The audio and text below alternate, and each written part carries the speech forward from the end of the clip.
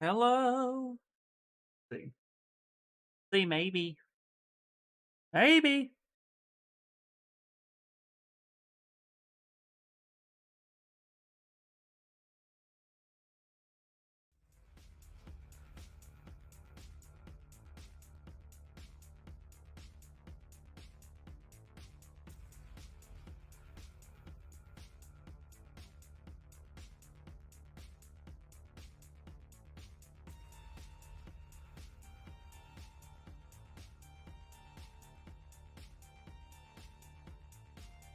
Hey, what's up, Chris? Let's try this again, guy. I had 20 download and 1 upload all of a sudden. You know, it's ironic because I actually did a speed test before I even hit stream. That's like a thing I do. Anyway. Oh, come on. Oh, come on. No, come back. Come back. Being weird. Hello, guys. All right, let's see if this happens. So basically, it looks like we got our internet back, but Spectrum looks like it dropped. So hopefully this works out. If it cuts out again, guys, I apologize. We'll pick it up next week again. But yeah, this is hopefully this is stable. So let's give the shot again. What's going on, everybody? My name is Ian, and I'm a guy who likes to make toys. Hey! All right. While we're still green, super green, we're gonna continue forward with our Demon Slayer project. Yeah. That. Spread the word, people. Spread the word. You never know when I'm gonna be. All right. Scenes, man. That's what we're gonna be doing. We're gonna be doing scenes just like this. I'm gonna go ahead and zoom on in here. Actually, I'm gonna extend this up just a bit. Oop, like that. And a question. What's going on, dude? Let's see. Do I have problems with normal slip when I make UVs in 2022? When I do that, my subtools are flipped. I haven't actually made any UVs in the new version yet, but we could try to do that right now to see if we get any issues. So, Juan, let's go ahead and give that a shot while I'm still internet savvy. Here, real quick. Let me just like up this real fast. There we go. Ooh, that's a nice. Look at that. That is beautiful. Okay, let's go ahead and save as. And let's try to make some UVs real quick. So you're having a problem with normals flipping. Let me see something real quick. When in doubt, I like to start with very basic shapes. Just kind of test something and see where we're at. So let's do that first. What we're going to do is we're going to take this normal plane right here. We're going to go real simple. So I'm going to go to edge loop, and I'm going to delete loops I don't need. And then what we're going to do is go to polygroups and group by normals. And I'm going to take this one right here. I'm going to take this, and I'm going to auto group. Yeah, auto groups. Do auto groups. Oop. That way we have just some difference right about there. And let's go ahead and try to UV this. Now, I'm assuming you use UV Master, which is... So let's go UV Master. I'm going to turn Symmetry off. I'm going to turn Polygroups on.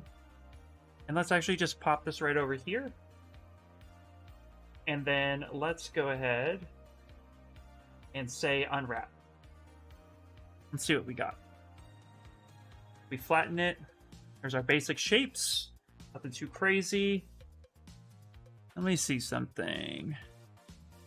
Let's go to... I had double turned on for some reason, but no, I'm not getting any flips this way. So let's try a more complex shape just in case. For those of you who are returning, I just crashed. My internet just took a big old dump on me, so Hopefully we sustain. If it crashes again or if it drops off, we'll just call it for the night, but we seem to be pretty stable right now. That's the problem. Okay, you're the problem. No. We're not done yet. Let's see what else we could get. Let's get a more complex shape happening in our life first. So we have our... In fact, let's just do it on these pants right here. I'm going to go ahead and I'm going to go to Subtool and I'm going to copy this. Come over here. Let's go ahead and paste this sucker. Let's paste that sucker. There we go. And we have subdivisions here, which is perfect. So we're going to lower it to our basic subdivision. I'm going to tap here, and let's actually use Mask Lasso. Come through. We grab some of this right... You know what? Not even do that. Let's just go... Hitting buttons. Grab this right here, and let's grab this right here. And then let's go to Auto Group. By the way, guys, I set my UI to very basic ZBrush again, because I feel like that's going to be more helpful for people rewatching or watching the stream. So I just put everything back, and I just changed the color to blue because I think it's softer on the eyes. So if you guys are a little bit curious on why my UI is very not custom right now, I thought it'd be more helpful for everyone. Polygroups, auto groups. Okay, so whenever I cut UVs, I really like to make sure that I have a good polygroup setup. So that way it could be broken apart a little bit easier. But we're going to try something. We're going to try a few things. So let's try this first. We're on the lowest subdivision, which is important. If you have subdivisions, just drop it to the lowest one. And then let's go polygroups, unwrap. Now let's make sure my display is... Yep. Let's go ahead and flatten. Okay, fine. Actually, go to UV map and go to bump 0, morph UV. So, not really getting any UV map issues. Let's try one more thing. And we're actually going to delete all the lower or the higher subdivision. We're just going to go basic single polygroup, and I'm just going to unwrap. Ugly. Let's go to UV. Sorry, go to double, display properties. See, okay, this is interesting. It is turning on double when I unwrap, but it's not flipping my normal. So if you're having a glitch like that, maybe reach out to support, or I suggest reinstalling it completely, because sometimes you get a bad install. That's possible. But I am noticing that when I unwrap it, getting double turned on for some reason.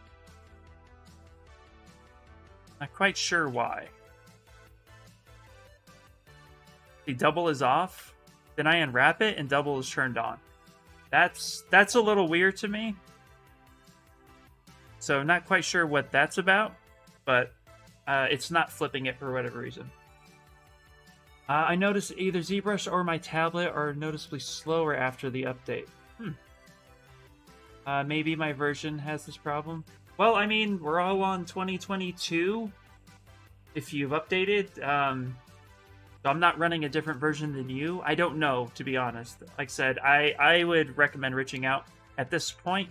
I know that ZBrush is starting to integrate the graphics card with like Bevel Pro, but I don't think you need a super crazy graphics card either. So again, I would just reach out to support and see if they can help you in any way, shape, or form. Sorry, guys. Wish I could help more.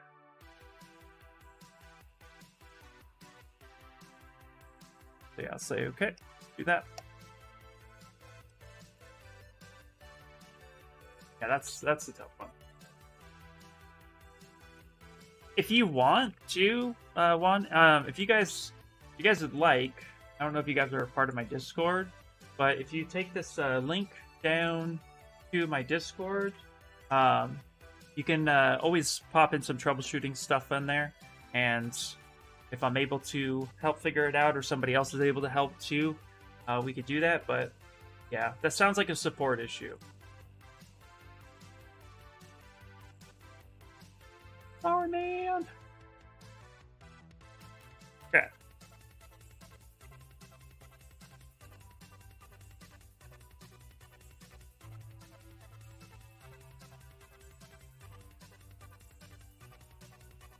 Gonna go ahead and just start making these details here, like this.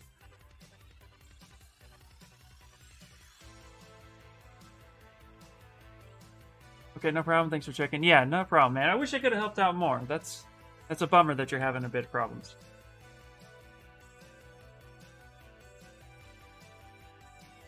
All right. So we are back now. Hopefully, hopefully we stay live this time.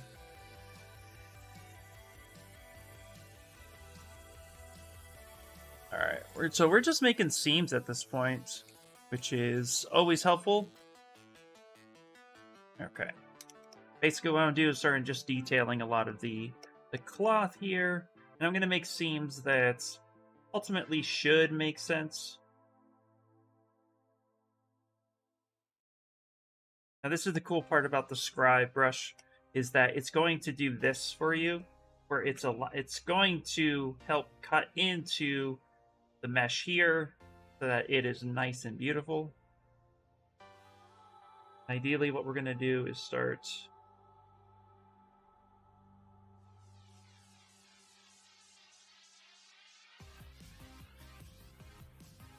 making these come around as if these were part of the pattern here, and you could just come around like that and connect those. Super helpful.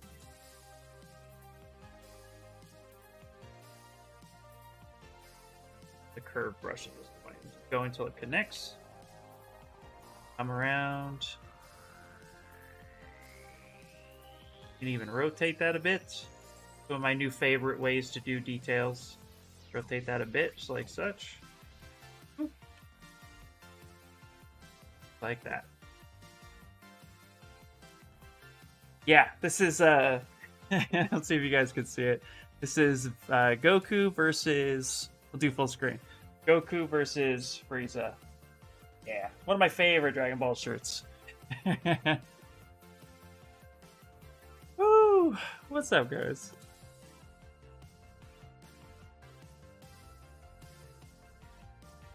Yeah, it's an amazing brush.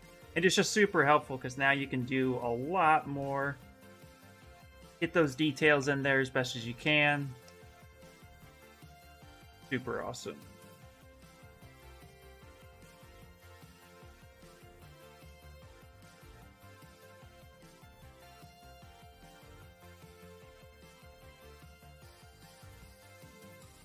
Come in here like this.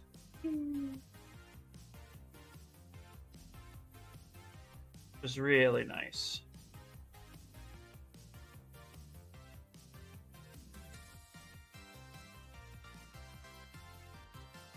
We're gonna move that this just a bit more.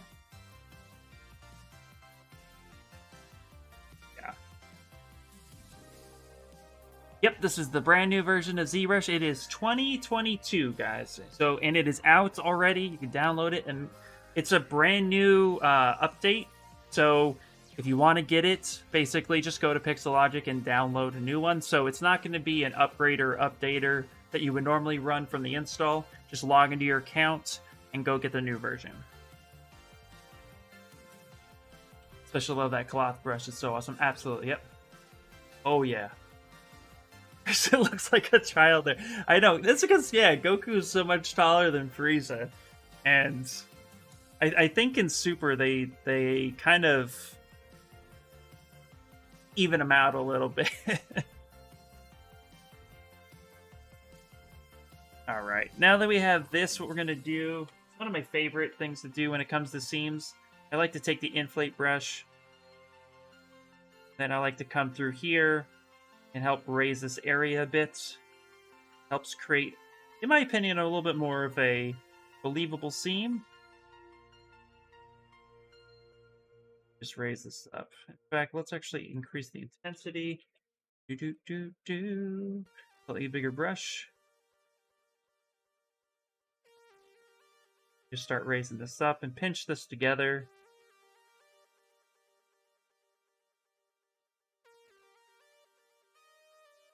There you go. Simple theme. Is it possible to take a straight curve and drop a point in the middle and make it a V or S curve? Asked Hannibal. Not that I've tried. That doesn't mean you can't. I don't know. I've never tried it. There's so much in under stroke. There's so many different modifications now. You know, bend, elastic, bend in, bend start, snap, liquid. Like, there's so much now that you have to really play with it. But, I mean, you could basically take a curve brush and then have it wrap around an edge loop. But I don't know if you could. Actually, don't know. Is it possible to take a straight curve and drop a point? I mean, I guess what you could do. Go back to that scribe brush for a second. I don't know if this is quite what you're looking for. Let me see if I can remember how to do this. There was one thing I was trying. Oh yeah, if you can go as line, this might be something, and you draw this out. Actually, let's take a curved multi-curve just for now. If you go as line and draw this out, it's going to give you a straight edge.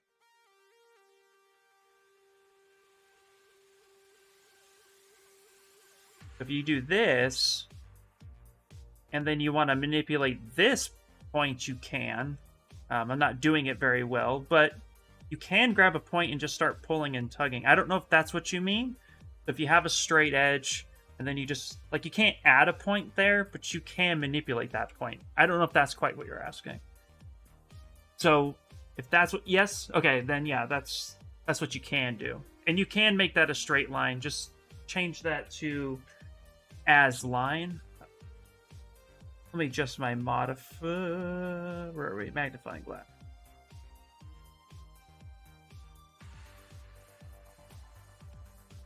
Bigger. Go zoom in. Don't want that to fade. Go super big. Go. Okay. Drop that shadow. Okay, so yeah. If you go to stroke and as line, that will help it become a straight line, and then from there you can manipulate it.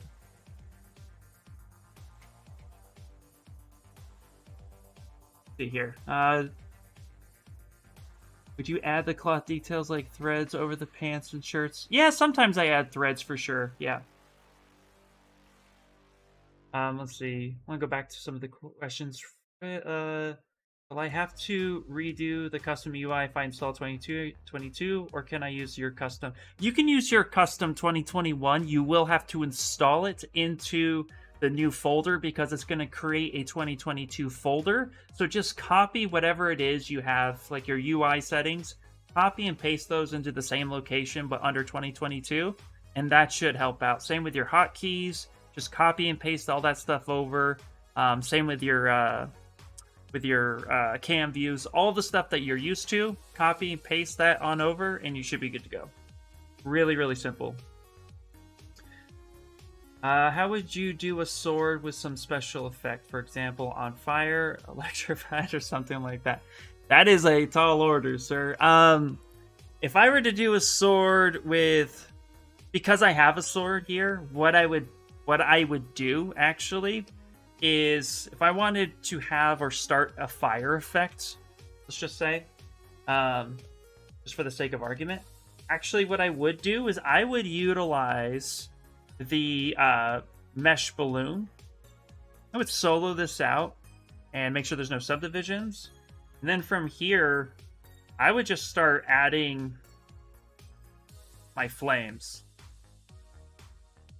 These aren't very good flames.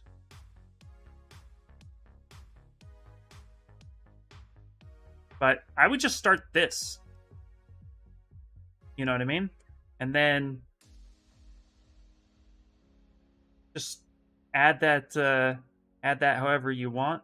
That's a really terrible one. But, you know, I would just add that into it and then just start sculpting from there. Because that way you could just start getting that mesh right on the surface, separate those out, and you are good to go. Actually, pretty slick when they sculpt them out. Yeah. At least that way you have, at least that way you just, you get the mesh the way that you want right out the gate. Yeah, you want to anchor the Y. So if you had a wrinkle in a cloth, you can manipulate the scribe curve to move along that wrinkle. Theoretically, yeah, Hannibal. Absolutely. It sounds... To me, that sounds like a little bit more effort than I would probably approach it, but there's nothing wrong with that. So, not saying it is. It just sounds a little bit more complex. But if you are trying to do a lot of scribe detailing, then I would probably rely more on the edge loops that the mesh will give you to then allow those scribes to come in. Let me show you what I mean. But some things are better done, in my opinion. Some things are better done by just straight up sculpting and approaching. But let's say, let me save this real quick so I can kind of give you an example. Because I'm going to load up a base mesh real quick. I'm going to take this handsome male who's not me. Turn on perspective. So let's say I wanted to create some basic armor for this guy, right? I'm going to go ahead and Control-Shift-D, duplicate him, and I'm going to drop it to the lowest subdivision, of course, delete higher, go here.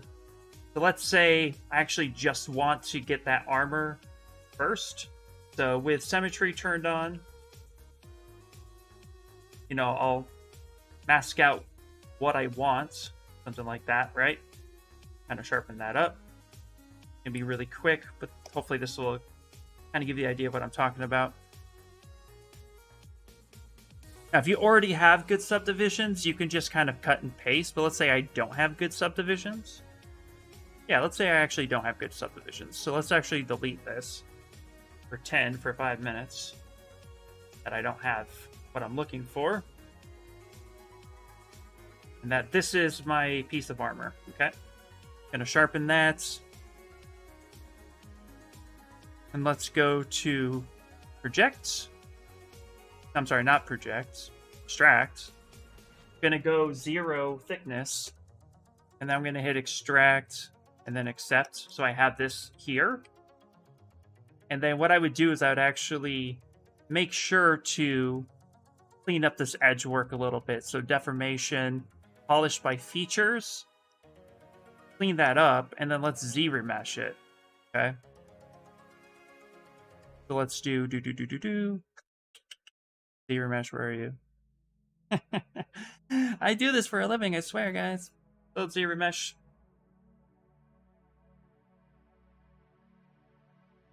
Z-remesher can work for rigging or posing, but not for animation.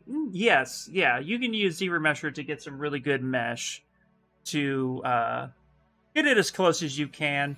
Still, it's recommended to do manual topology if you're trying to, of course, do any type of animation work. Okay, but let's say I wanted to start scribing some of the detail here. What I'd actually more than likely do is take the select lasso. I'm going to delete these. I'm going to delete these guys right here. Let's go to modify topology, delete hidden. Actually take this, something like this here. Come on, grab that edge loop. And I'd actually, from this point forward, let's say I'm going to scribe this. What I would do is I'd actually go to polygroups, auto groups, okay? And then from here, I would actually go up to stroke, curve modifiers, and I would utilize this mesh here by framing the polygroups. Then I would take the scribe brush or chisel. And if it's set the way I think it should be set, yeah. So let's actually detail this up a little bit.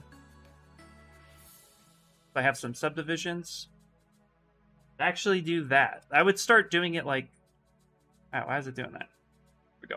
I'd actually start doing that so that it would help with the detail along the way. So this way, I have that nice detail that's following the edge loops. You could probably do that the way you're talking, Hannibal, with having it split off in different directions. But set up your topology for that. It might be a lot easier.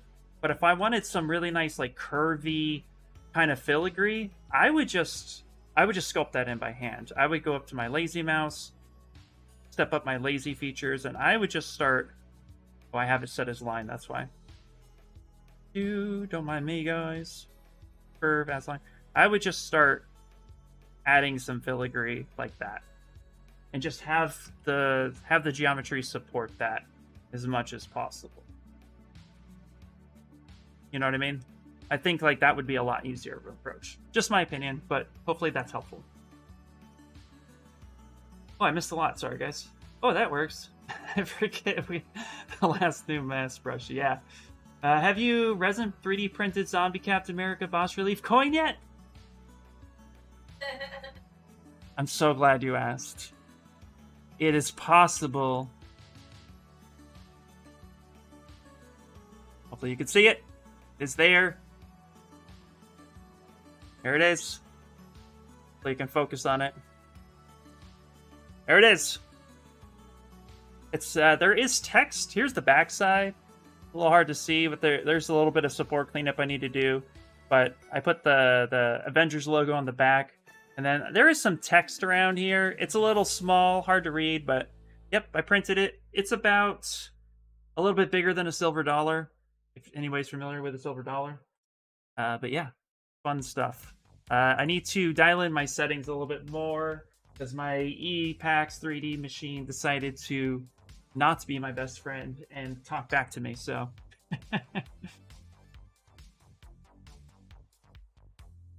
Let's see here. Is ZBrush good for rigging mesh? No, not really. You can do pretty close to... Like, you can get pretty close to get it riggable, but not professionally. So, I mean, if you spent the time taking this male character, for example, and deleting subdivisions, and you started really focusing on breaking this mesh up to get really good topology, and I'm talking about like breaking up the fingers, all that good stuff, and utilize polygroups and then ZBrush it down, you could probably get pretty close, but I wouldn't recommend turning that into any professional job. Manual retopology is always the way to go, but if you're just trying to pose something and you're just trying to rig it so that you have control over it for your own personal projects, absolutely, ZBrush can do a lot for you.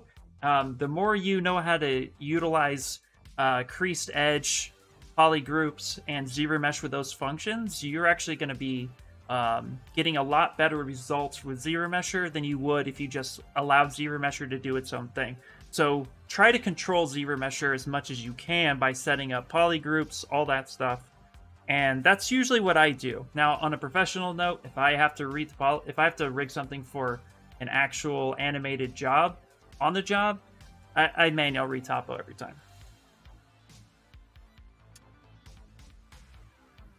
Okay, let's actually load up my Demon Slayer project.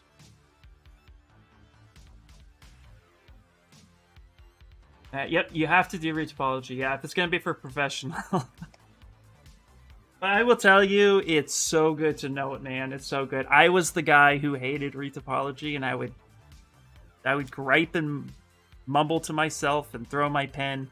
Believe you me, it's happened. That was a scribe brush that I was using. Ratatouille, yes. That's looking great. Thanks, man. Show it off. Whoop, whoop. I'm trying to animate for Unreal Engine. Yeah, if you're trying to animate for Unreal Engine, definitely. I know, man. You know what? The best thing to do, honestly, is just Google a bunch of references on how retopology works, get a good base mesh locked in for yourself, and then just put on your favorite music and go nuts. Tell everybody to leave you alone.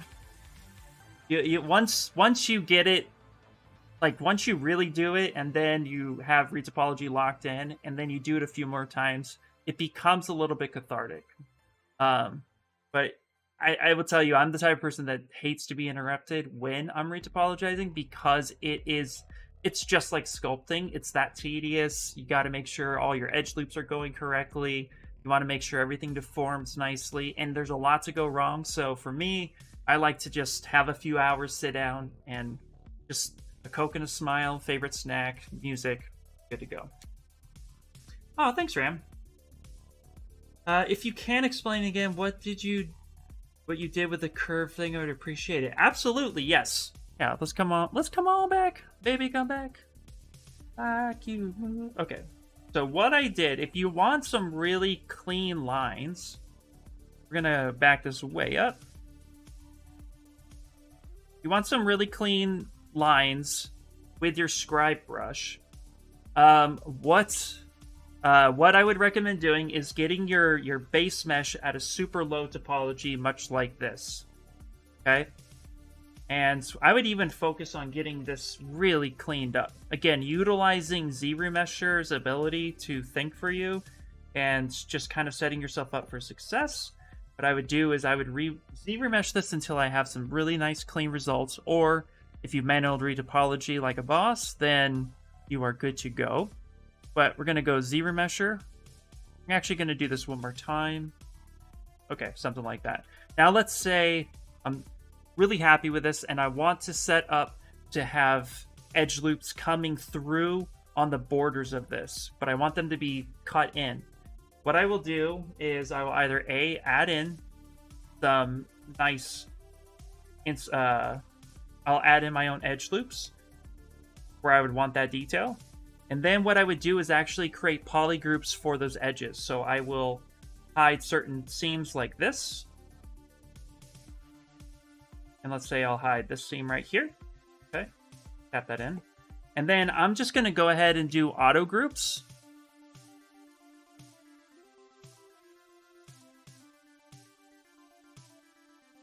So that now I have different polygroups for everything. Okay. And then what I would do is, let's say I want this group here. This group right here. And I want this group right here. And what I'm going to want is I want to frame the border of my polygroups. So either I'll hide the things that I want and I'll just go up to stroke, curve modifiers. Nope. Sorry. Curve functions. And then I will frame polygroups or frame border like that. So now what I have is I have these curves wrapping around my borders or my polygroups. If nothing is hidden and I just want it to have, if I have it like this, you can come up to stroke and do frame polygroups. Same difference. Like that. And then just take your curve brush. In this case, it's our scribe chisel brush. Okay, I'm going to actually add some subdivisions so that detail shows. And I'm just going to touch where I want those scribe lines to be. And that's going to follow. That's going to follow that curve the way I want it to. See that? And I can actually make that bigger. I can actually go in like that if I wanted to. So you can do this detail. It looks like it's not liking to do multiple for some reason. I think that might be an error. Not quite sure why that's happening. But you can see here, now I'm able to use that detail and actually scribe using those groups. So I just use the edge loops within the polygroups and the edge loops within the mesh itself to get those scribe lines. Does that make sense? IR Sculpt. My name's Ian Robinson, so IR is for my name, and I sculpt for a living. Why is my N constantly pressed? That's a great question. Looks like sticky keys for me. Good catch. Maybe that's actually what's happening.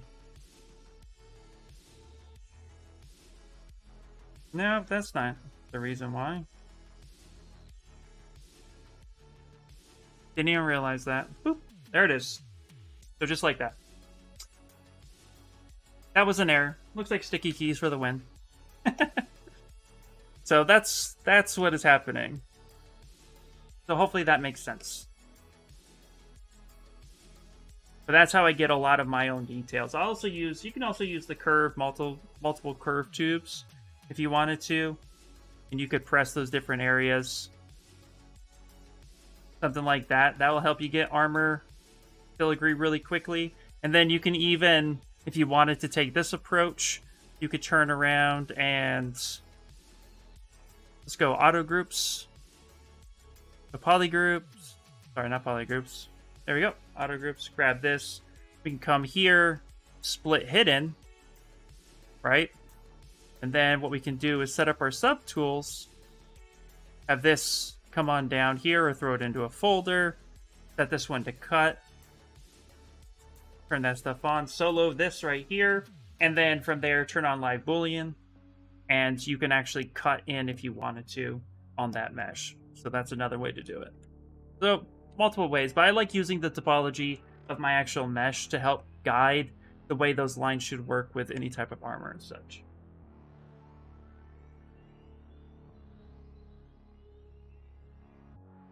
How to create UVs from micromesh?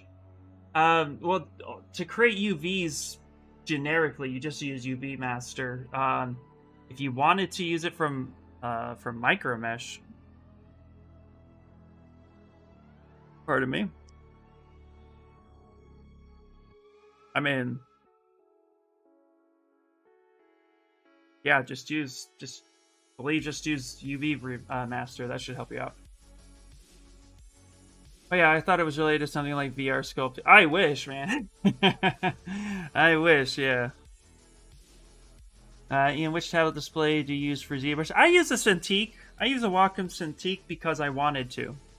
I have a Cintiq 22 Pro because I wanted it. There's no need for it. I have a wingspan of 6'4", and it works for me. It's comfortable for me, but you don't. Trust me, you don't need that to be good at what you do. So, believe you me. But if you want one, it's fun. I like it. Definitely worth the fun stuff.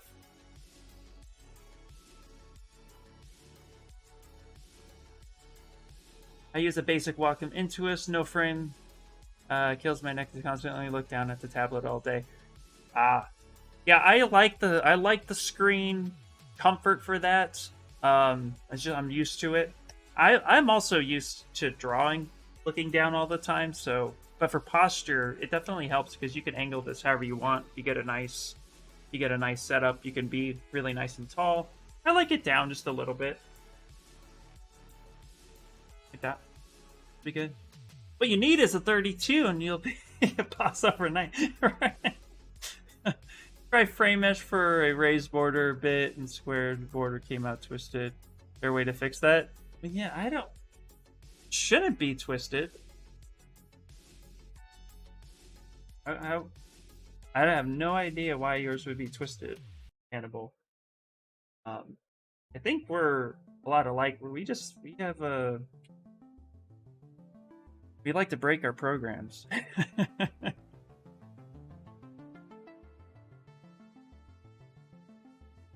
Okay.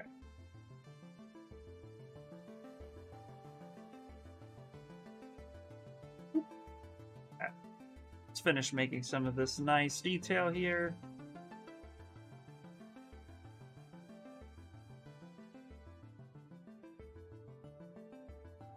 This is why I love the scribe chisel brush, because I could just move that mesh around however I want.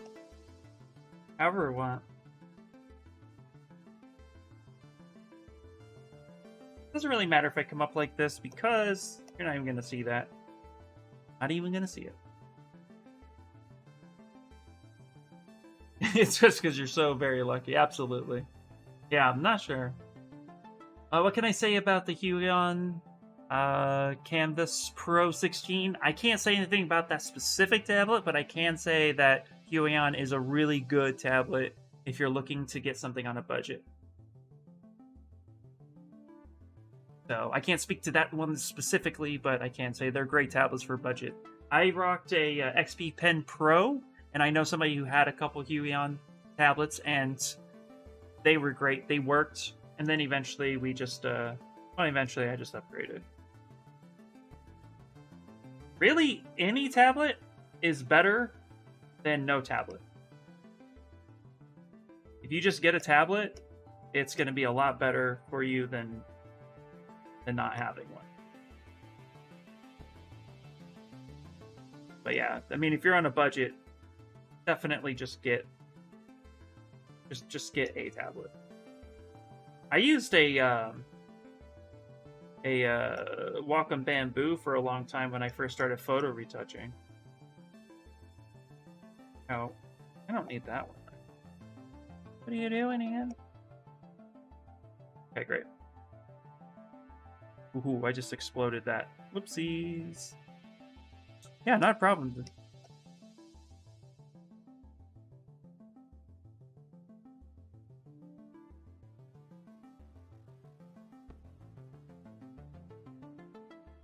Now we're just going to go ahead and pinch these seams. Oh, you know what? Let me back this up. Let me see something.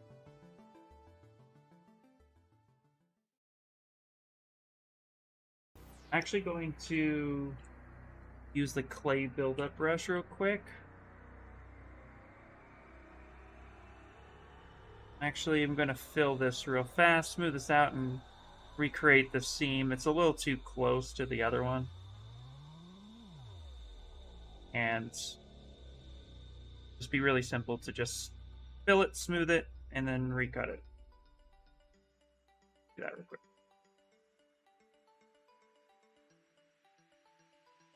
Dynamic. My floor needs to be turned off. Is anybody here rocking the 2022? Got some favorite features?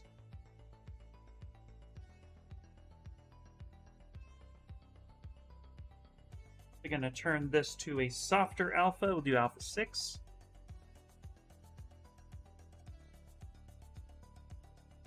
Smooth that down a little bit. Okay, now we'll just come back to that scribe brush. BSC.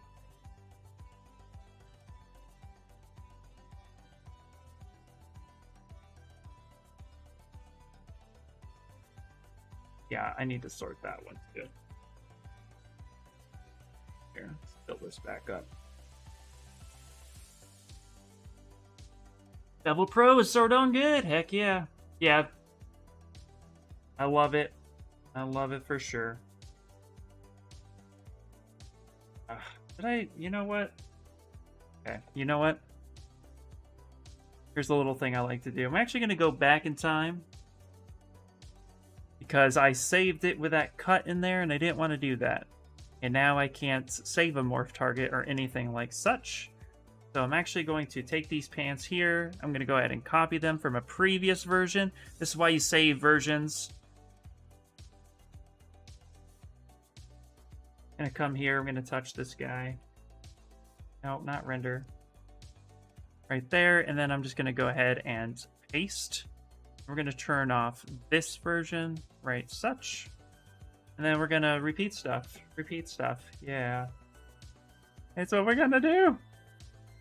Go up in subdivisions. There we go. Yeah, marked art. Yeah, I saved it with the history not saved, so we're gonna have to go back in time.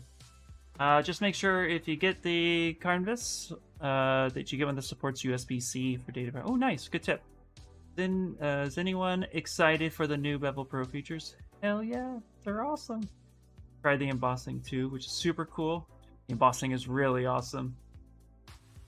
Oh, you have that. Nice, Dark. Nice, Cyber Dark. That's awesome. Any one of us watching Cowboy Bebop live? I've heard people not liking it. I have not seen it. I have not seen the live version. The trailer looked fun, so I was hopeful that not that good. Yeah, darn shame.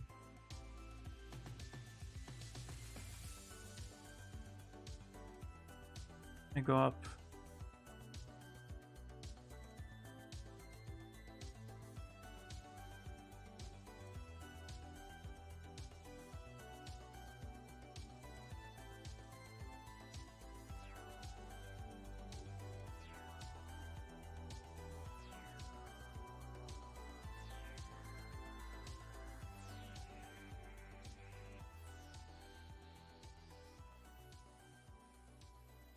That's not what I want to do.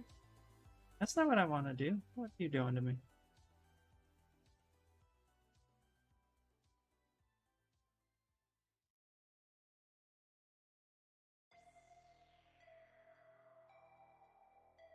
Beauty.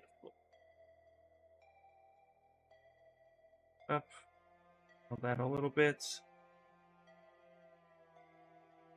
Am I going to offer this model for sale anywhere? No, I'm not going to offer it for sale. I'm going to put it in my Colts 3D account, and you guys can have it for free.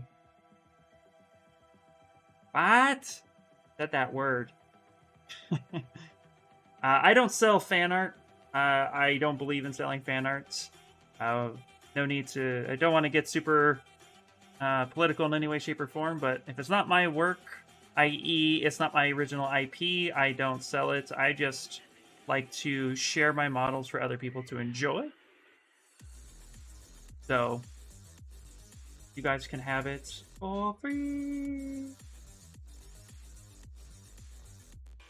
All you have to own is a printer, and then you can print it, or know somebody with a printer, and you can.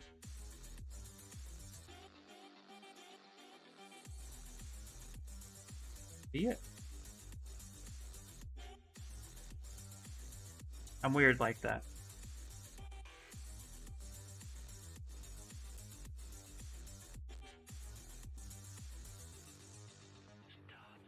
Let's see. I don't know. I like it, but I never watched the anime. Oh, okay. Nice. How to enable guideline? Is it a new feature of Lazy Mouse? Oh, do you mean? Sorry, do you mean this this curve line? Is that what you're referring to? Because this is actually a curve brush that is new in ZBrush 2022, and that just basically allows me to use the curve brush. Same thing as before: stroke, lazy mouse, lazy radius, and all that good stuff. But yeah, this is just the Scribe Chisel brush, one of the new brushes, and it is a curved brush that chisels for you. I'm not like other girls, absolutely not. Special. Oh my god.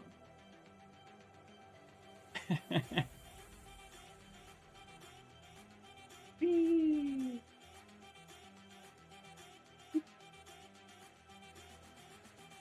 Bop. Boop a doop boop. Not a problem. Ian, am I going to texture the sculpt in Substance after as well, or are you happy with the Polypaint? I'm not going to texture in Substance. I'm going to texture here in ZBrush. Most of the models that I do, I don't texture in Substance because they don't get animated. But every once in a while, I do get a wild hair and decide to do something like that. But most of my models are asymmetrical. I don't want to cut UVs for this. I want to be lazy and not do that. So, but great question. Every once in a while, if I'm just going for a render, a lot of times I will use Substance Painter, but not this time. Boop. Boop. Boop. Boop. Boop. Boop. Boop. Go ahead and straighten this curve out. Yeah, this is just such. Scribe Chisel brush is just one of my newest loves. Awesome.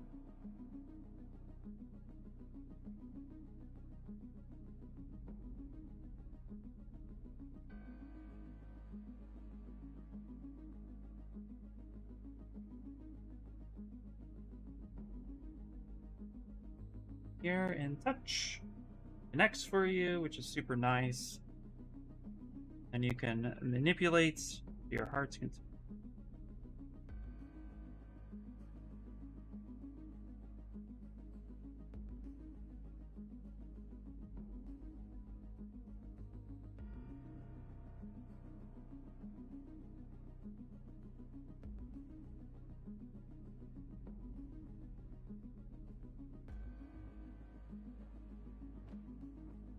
That in there like such.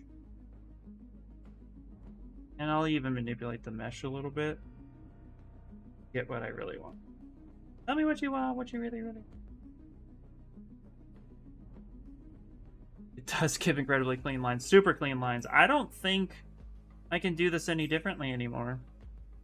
I think this is it. This is how I'm going to be cutting my seams from now on. It's super amazing. It's really helpful.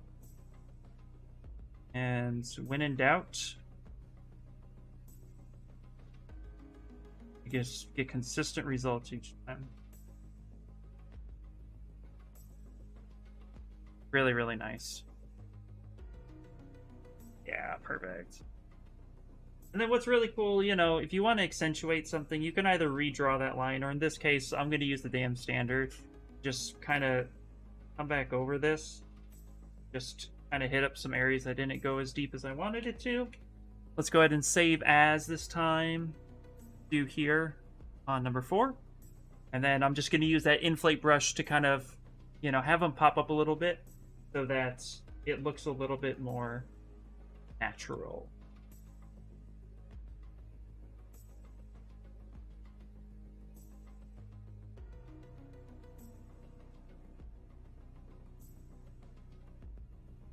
Kind of pinch them together.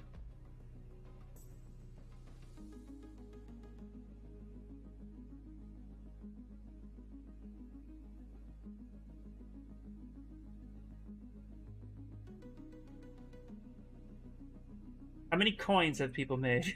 That's my question to you guys. It was like the first thing I did in ZBrush. The new update. Let's see here. Oh,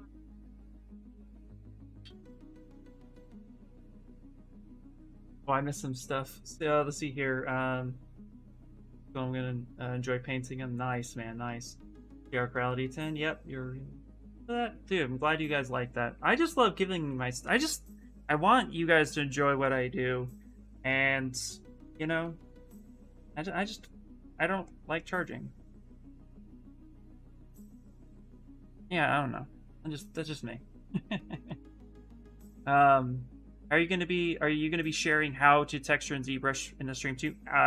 Yes. This whole project has been done on ZBrush. If you go back the last 2 months of my streams, if you just go to YouTube and type in Pixologic IR Sculpts, you can find all of pretty much everything I've done with this model there. Because that was the intent of this series. I kind of made it a series where I wanted to showcase how long it can take to make a collectible from start to finish. And that was going to include all the fun parts like texturing and stuff. So yeah. I mean, we're kind of getting into it now, so I plan on showing everything that I do within the process.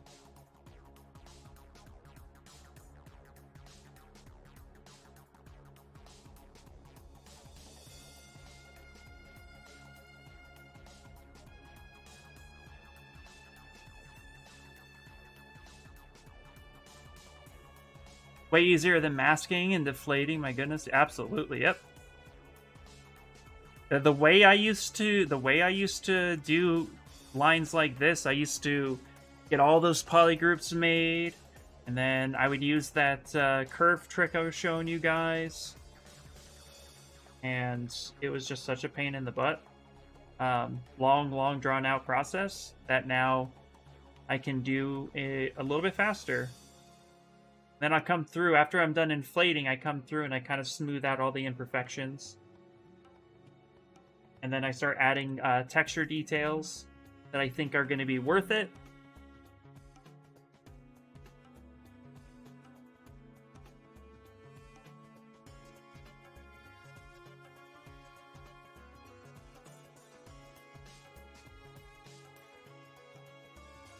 All right, I'll check that out after the stream. Yeah, man. You got about 2 months worth of videos, so enjoy yourself.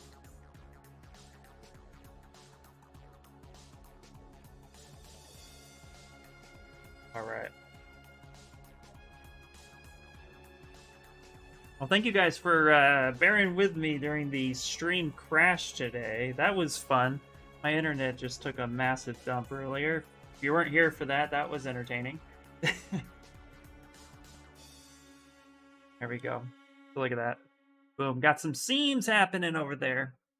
Nice. All right, what we're going to do is save this.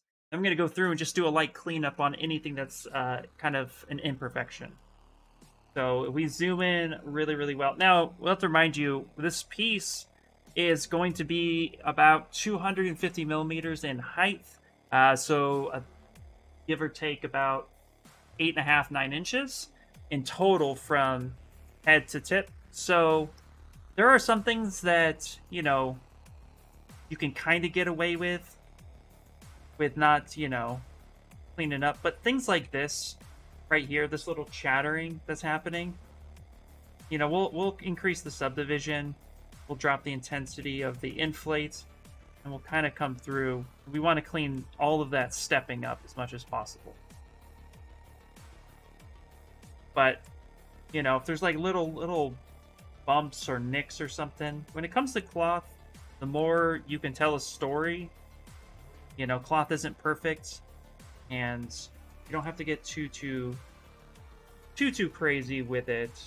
You want it to be a purposeful, but sometimes it's easier to just kind of hide some things. Shh, you didn't hear that from me. Like right here, there's a little bit of weird stepping. I'm going to come in, actually going to push that down a little bit more. And then I'm going to go ahead and inflate that just a bit more. Divide up a little bit, kind of smooth that down. Drop back down a little bit in subdivision, delete that higher, inflate it back. Sometimes just doing that will help kind of clean that stuff up a bit. Then we'll come in with a smooth brush, drop the intensity down a little bit, just clean up some of these little bumps. But then make sure you step way back, like you come step back and you take a look. Anything that stands out to you from afar that's not good. So we want to make sure that like right here, might be hard for you guys to see, but this just bumps a little too much. Move that out, we'll come back. There, smooth that out, and we'll come back. Yeah, okay, that's giving me a little bit of trouble, so we'll down step, Shift D, smooth that down, come back up, resolution, smooth that back. See if we notice that. When you start detailing, you really want to look at your piece as a whole and not always in here, because you can find imperfections real easily when you're up close, and then you can spend all day trying to clean something up that no one's ever going to see. So, little tricks and stuff. Is that Goku t-shirt? It is. It is. Here, hold on. I'll switch over to big screen for a second. Goku and Frieza, baby. I have to say, the very first Super Saiyan Namekian series of Dragon Ball Z, by far one of my favorite ever. Yeah. Oh, thanks, man. Yeah, the Zombie Cap cam view. Yeah. I love him. He's nice.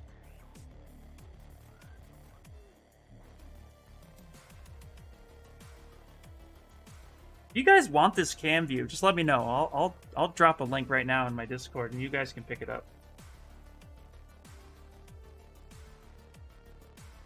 I love having my own custom cam view. It's neat. And I was learning anatomy for like a few years ago, like really studying anatomy. I had a broken down human head with all the muscles right up in there, and it really let me kind of study while sculpting, because that was my reference right there, my cam view. If you guys are looking to find easy ways to have reference with you all the time, that's how you do it. My brush act. Okay. Epic when Goku went Super Saiyan for the first time. Seriously, when he went Super Saiyan for the first time, I lost all my feelings. I couldn't wait. Like, I knew that episode was coming. When he used to play on Toonami, and I was in high school, and then I would run home. Well, not run, because my dad would pick me up because I lived far away. But as soon as I got home, I would just, like, desperately wait until, I think it was 4:30 Pacific Standard Time, it would show up on Cartoon Network. And, oh my god. One of my favorite episodes ever. I'm so freaking hyped, man. Yeah, absolutely. Crochet Cube, that's clever. Yeah, absolutely. Oh, itchy ear, my bad. All mind me. Okay. Now I'm going to take the standard brush. We're going to turn up stroke, lazy mouse.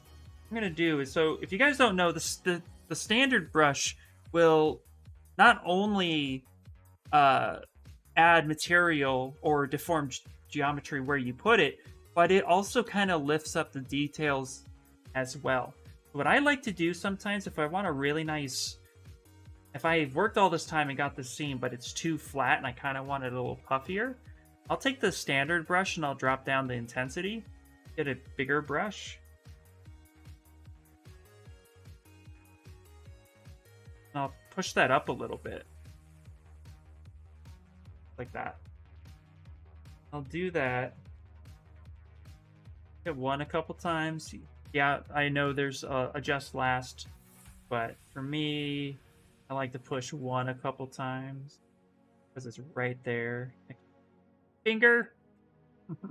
But I'll do that sometimes, and then I'll use some sort of clay fill brush, and I'll actually come in, clean that up.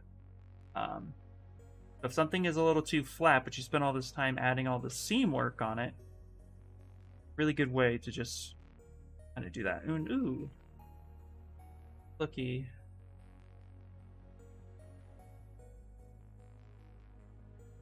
Inflate brush. That seam.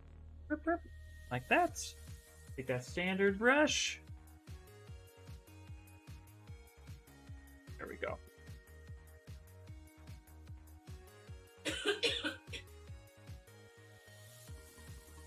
What other site would you recommend for reference except Pinterest? Figurosity. Figurosity is one of my favorite sites. You guys don't know it. Figures. Highly recommend this place right here.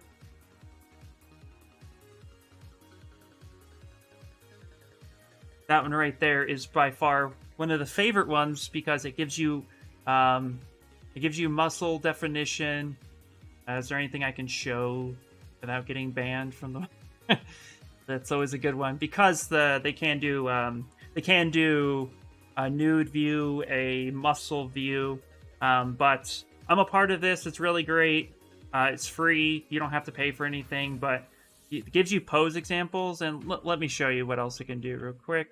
I click on, say, this dude right here, and then I want to do street view or bird's eye view. That's fine. Quick. Come on. It used to be able to show you. Okay, hold on one second. Maybe they're pushing us, but that's a great site.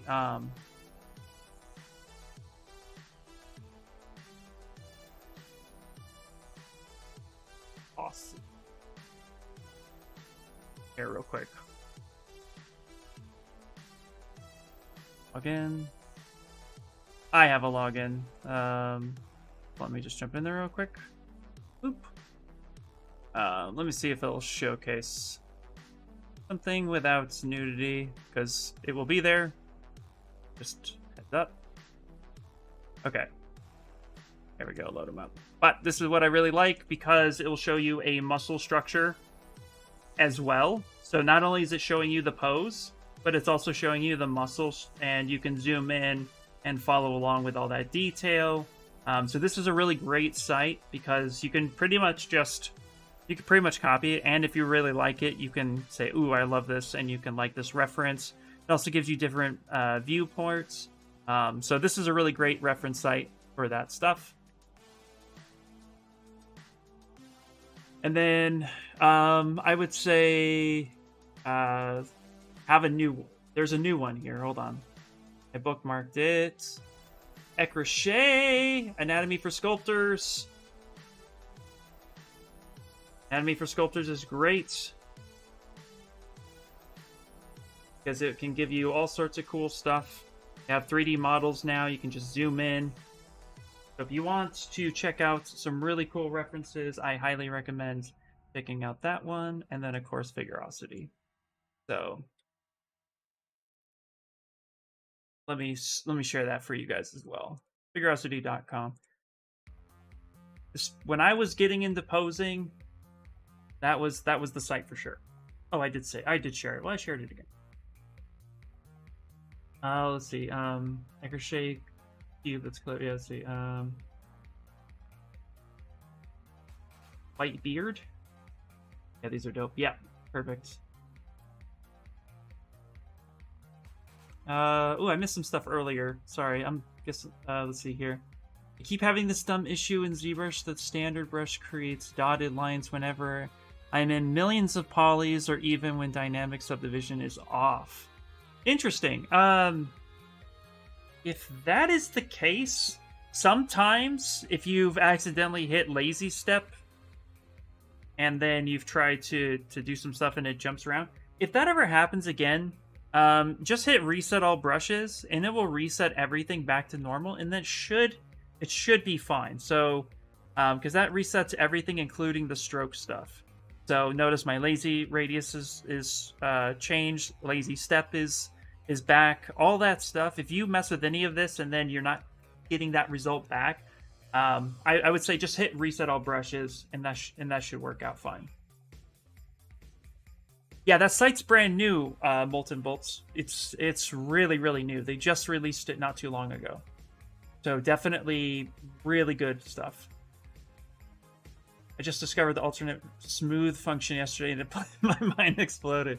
Yeah, that's the way to do it. Did I miss anything else? I literally made one the day before 2022 was released. Nice. Easier way of masking. Let's see. Okay, looks like I'm caught up, hopefully. Not a problem.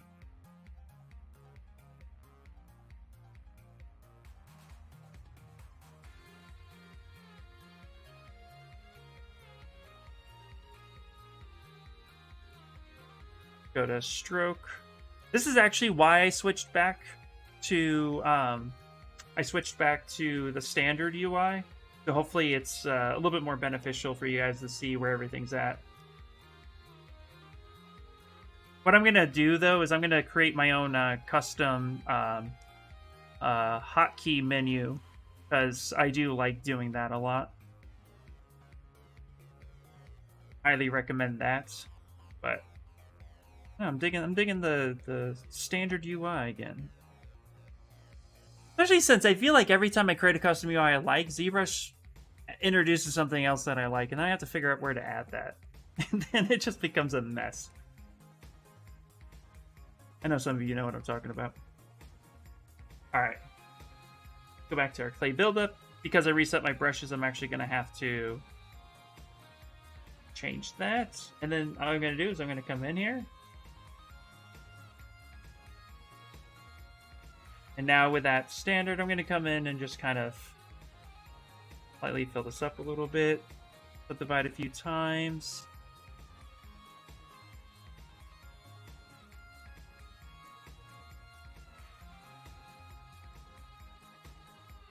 There we go. A little bit of a puffiness.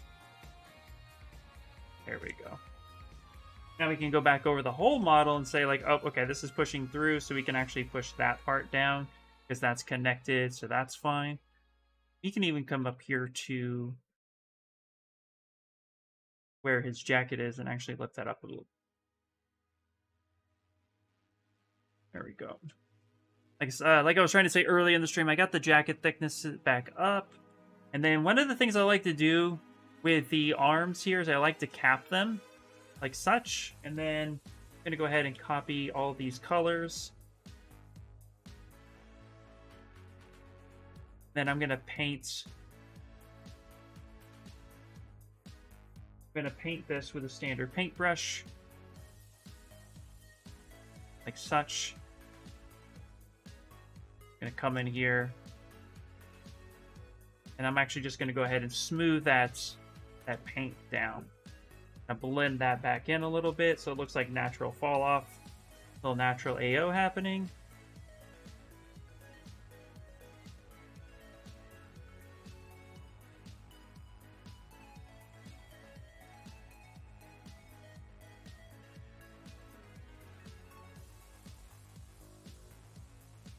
And same with this one right here. This guy, grab this guy. Fill this with black. Or just go up to color, fill object.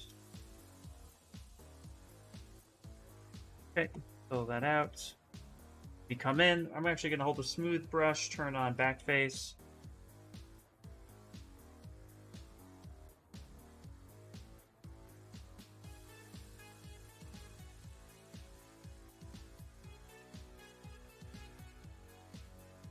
What are you doing to me? Don't do that.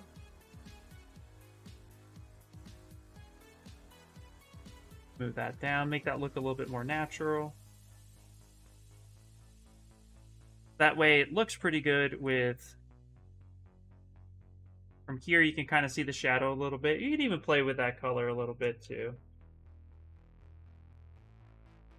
Kind of like this. Maybe take a little bit of that green. We'll do a light RGB. Kind of just paint that back a little.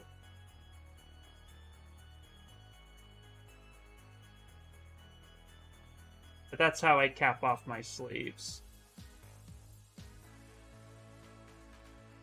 Yeah, so with the checkers, yes, technically they are. What I did was I dropped to the lowest subdivision, and I actually utilized polygroups, and I marked out where each one went.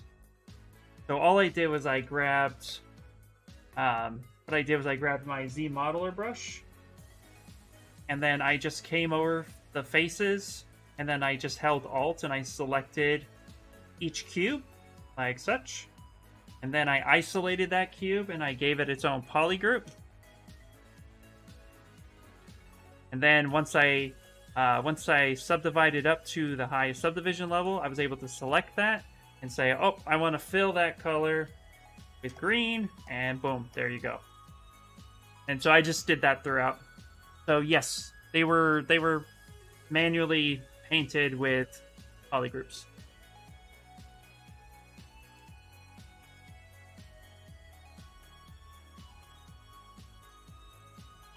I did that throughout everything. If we look at this right here, boom, you can see all that.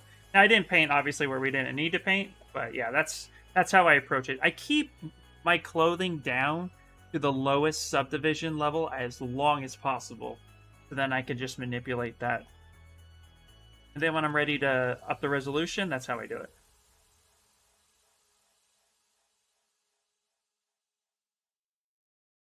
Okay, take this scribe chisel brush one more time here. Actually want to increase this depth a little bit.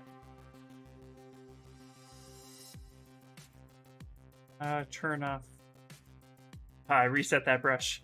Okay, let's go ahead and let's pop this over here. Let's adjust.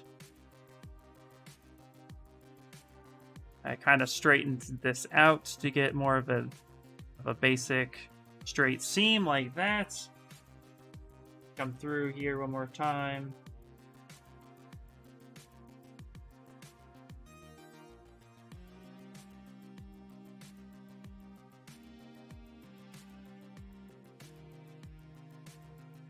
A little bit more of a cut right there.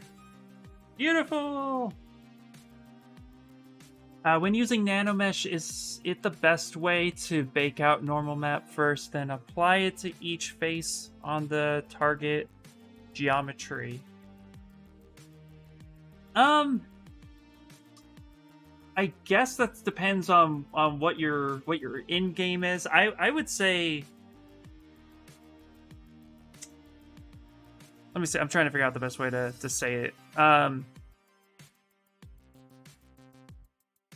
When using Nanomesh, the whole idea of Nanomesh is to populate as much of one object as possible on every portion of each polygroup that you want. That being said, it is best to, if you want to have UVs on that item so that you can have a normal map and all that stuff baked out, I would suggest I actually would agree. That's probably the best way to go about it, because if you have UVs on one item and then you populate it through Nanomesh, it should populate everything together.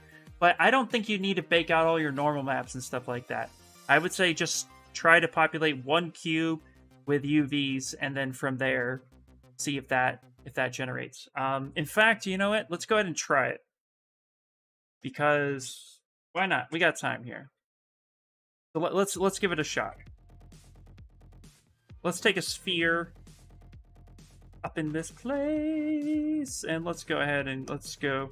I mean, that makes sense to me, right? That makes sense to you guys? We're not gonna take a sphere. We're gonna take this guy. Why not? Let's go ahead and we're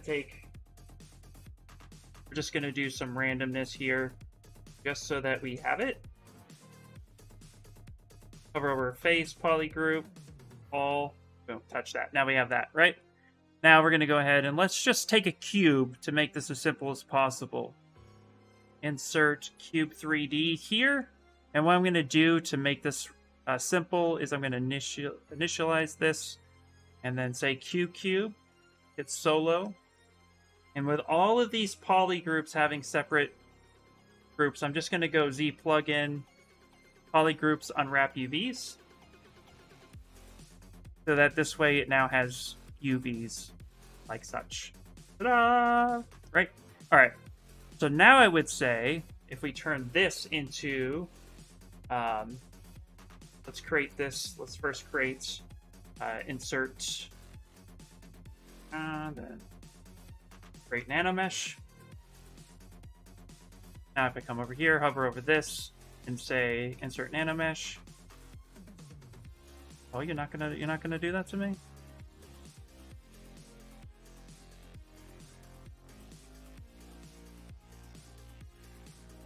And does that actually... I'm curious. UVs. Use base mesh UVs. Use base mesh texture. Yeah, I would say that's the way to go about it. It's going to recognize that. So yeah, I would say try that. Yay! UV Master works! Hey, first time catching the stream. Hey, what's going on? Welcome in, welcome in. Ikaruga? Is that how you say it? Hopefully I did not butcher that. Welcome in. Glad to have you here. We do all sorts of craziness here. Ask anyone.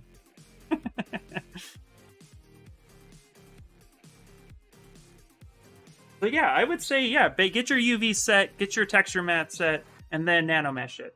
Why not? It will probably... It should only benefit you at that point. I have to be 100% frank, I don't use Nanomesh a lot, so it's not my preferred method, but from the looks of it, that works. Having a problem projecting my details on my nanomeshes. Yeah. That I would not know how to help. Sorry, dude. But yeah, I would say try it. Woohoo! What's up, Chris? Man, this bas relief and the XMD tool box 3.0 interface integration. Love it. Yep. You guys want to hear funny stories? Not any more than Shane. Okay, that's good. Awesome. You'll have to ensure that you could you could correct me. Because yeah, I really try so hard not to butcher names, but I'm terrible at it. So.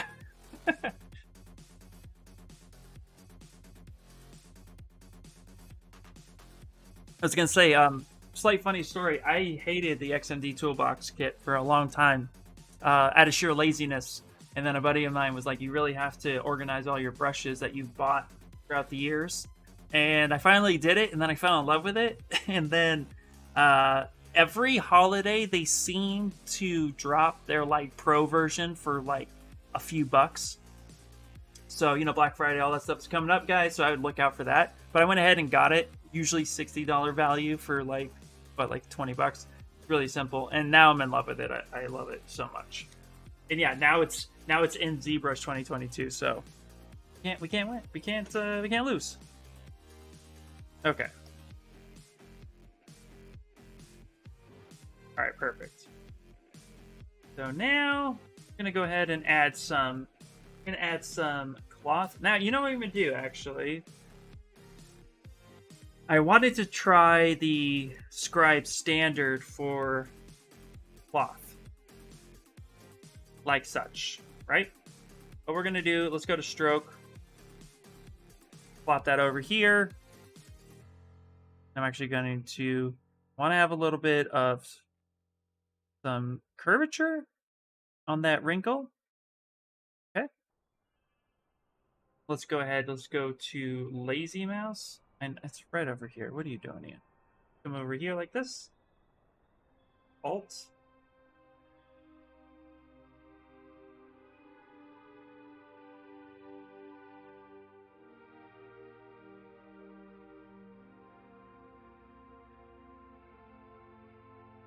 I'm gonna put that right up here. Actually, shrink that down a little bit more.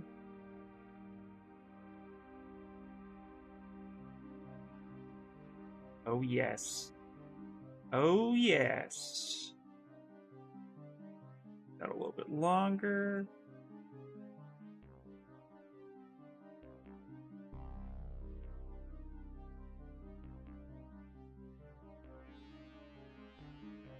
Here, I'm gonna smooth this down just a little bit.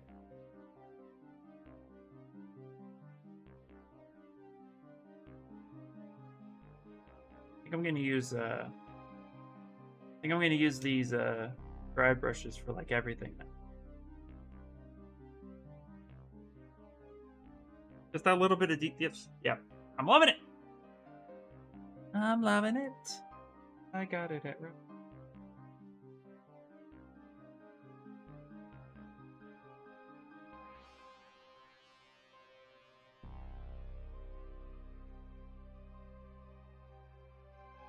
Just a little bit.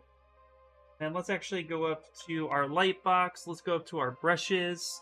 We're not going to forget about these because we want a smooth, stronger brush. Say yes. That smooth, stronger brush is going to really help me kind of smooth this all out. This is a little too sharp. That. I want just a little bit of texture right in there. Where I'm going to use these brushes all the time now.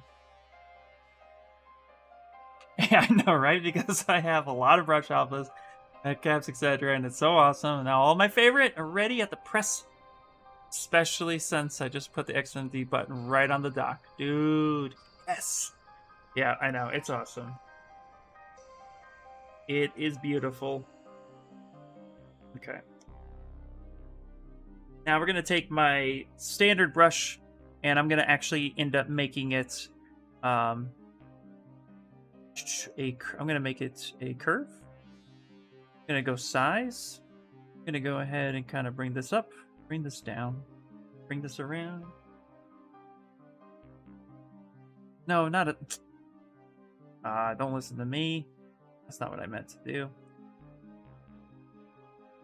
Wrong section. I meant to go to...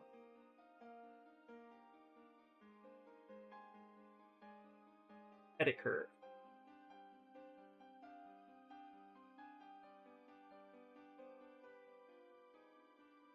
That's what.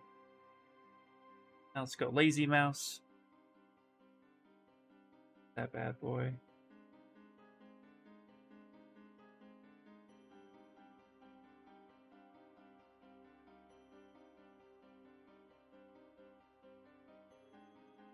Doop. Fire.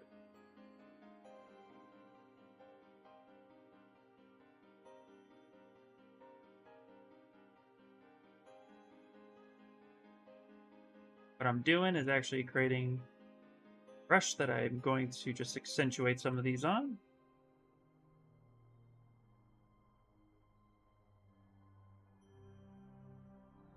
Up a little bit.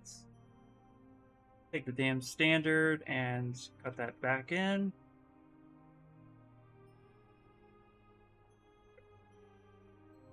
Down in there. Beautiful.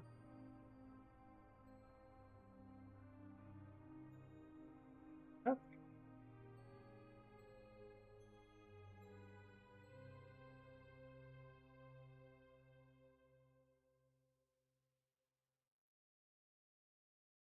Let's see. Do you stream anywhere else besides ZBrush channel? I used to stream a lot on Twitch and on YouTube. I still have YouTube content. I'm just super busy right now, and I don't stream anywhere else all the time.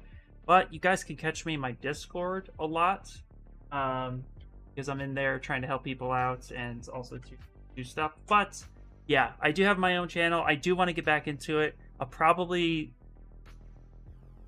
I'm thinking after the first of the year is when I really want to see if I can hone down a schedule to do that, because I definitely want to join in more. But yeah, it's just been busy. I think I'm really in love with all the interpolate functions and the subtools via stagger as well. Yes. Yeah, absolutely. Yeah. But IR Sculpts is my channel, absolutely. My previous Discord account was hacked. No! Start a new one, you're more than welcome. Love to have you there. Yeah, so here, I'll post it one more time. So it's the link tree link, grab that, go all the way down to the bottom. So basically take my link tree, scroll all the way down, and boom, Discord right there. Also too, if you want some free statue stuff, click on Colts 3D right here. This is me. And you can get that zombie head everybody loves, the Gwenum that people fell in love with a long time ago, and a few other things. I got a Bokoblin statue, I got a Darth Grogu statue. Definitely some free stuff here. And then also too, you know, you can follow me on all my other socials. I got stuff. Yeah, no problem, man. Thank you. Absolutely.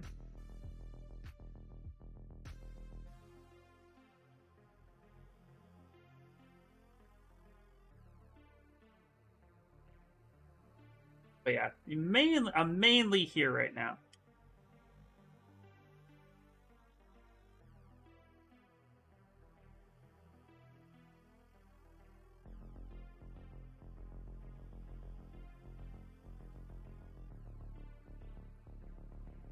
Go standard brush. Now I kind of gonna do here real quick. Go standard brush. I'm just gonna reset all my brushes because I want the normal standard brush back.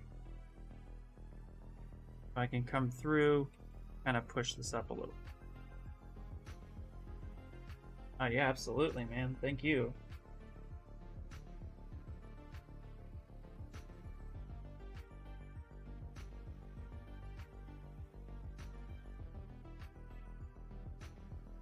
Yeah, work's just crazy. Work keeps me busy, which I'm happy about. But work is work. Will that cap zombie 3D print well with PLA plus or PET G? I would say give it a shot. I didn't print it with PLA. I kept resin in mind, but add some supports. I think I've seen one person do it with FDM, but it's not quote FDM friendly. You'll have to add supports, but it should print fine. Can I post my Dragonwing Nanomesh I'm working in your Discord? Absolutely, yes. Yes, please do it. The beauty part about my Discord, guys, is that it's open to anybody to come in, hang out, post their work. There's tons of artists besides myself who like to help out, and we really just have a good group of guys and girls and gals, everybody, just tons of people who love to work on their stuff and help other people. So it's very open for everybody. Anyone, anywhere in the world, pop in. You know, and if you want to tag me specifically because you have a question that you're not too sure, I will get to it as soon as I can. But if I can't, then somebody else definitely will have the answer. So yeah, please, absolutely. I use Lychee and I use Prusa Slicer mainly. I don't like Pichu Box anymore. Kura I used to use as well, and I also use Simplify 3D. But yeah. I've used pretty much every slicer under the under the sun. I think at the end of the day, for people who want free slicers and just want to print stuff, it definitely utilizing Cura and Prusa slicer, some of my favorite, hands down.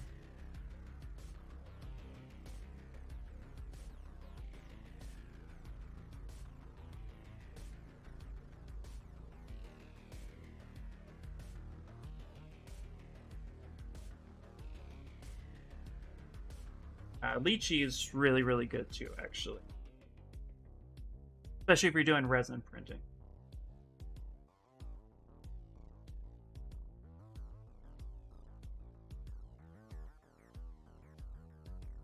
Right here, name this right here. You know what I'm gonna do? I'm gonna come all the way back in time. And I'm gonna... Oh, that's not gonna work, is it? It's not gonna work, man. Let's do the brush history. You guys done the history recall? Come back, tag that. If you don't have a morph target, history recall is your best friend. I want to keep all that stuff, but I don't like that wrinkle right there. There we go. See, yeah, there we go. That's better. History recall. Oh, glad I got the stream. Good vibes. Lychee is my jam. I'm not intended. That's such a great pun, though. I love it, man. I'm glad to have you here. It's awesome. I love hanging out with you guys. Truly, madly, deeply.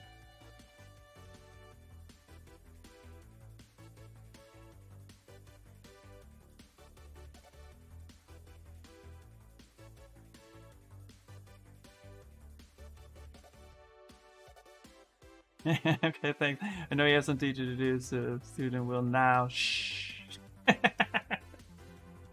Yeah. This class only works when you guys interrupt, so have at it.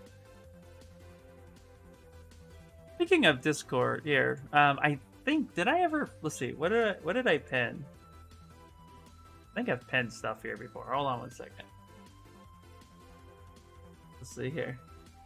Yeah, let's see. I think I pinned. If you guys want that cam view, zombie cat, I will put it up in here. Okay, I don't remember where I pinned it, but I will put it up in my Discord. I was thinking of it.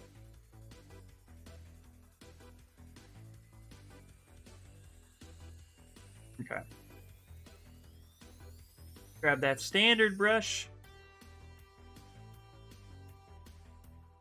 Now, here's what we're going to do. We're going to do a little fun trick. So, I want to see the color, but I want to see what I'm doing.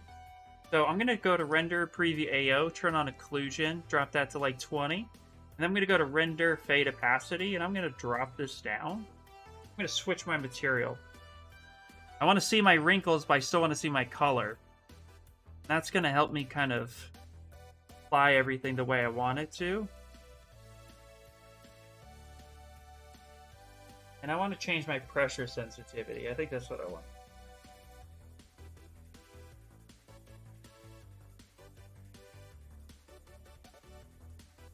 The intensity. Scale that up. There we go, yeah.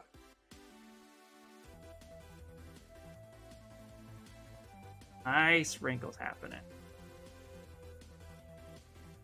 That occlusion's going to help me kind of see the depth a little bit better.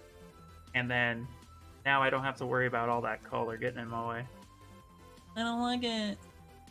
I love occlusion preview. It's like having a wash on the model. It is, right? Yeah. Super handy.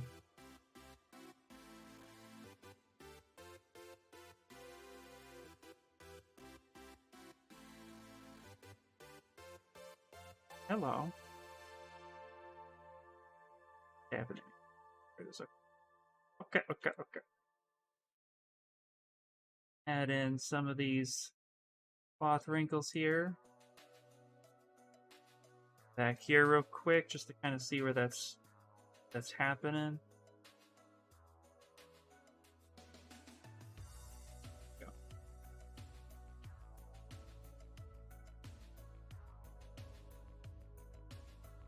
Yay! Yeah, it's looking good. All right. Cut in a little bit of a depth here. I like to do a lot of my wrinkles by hand. I don't know, something about just touching it makes sense. The cloth I'm talking about, you take that out of context.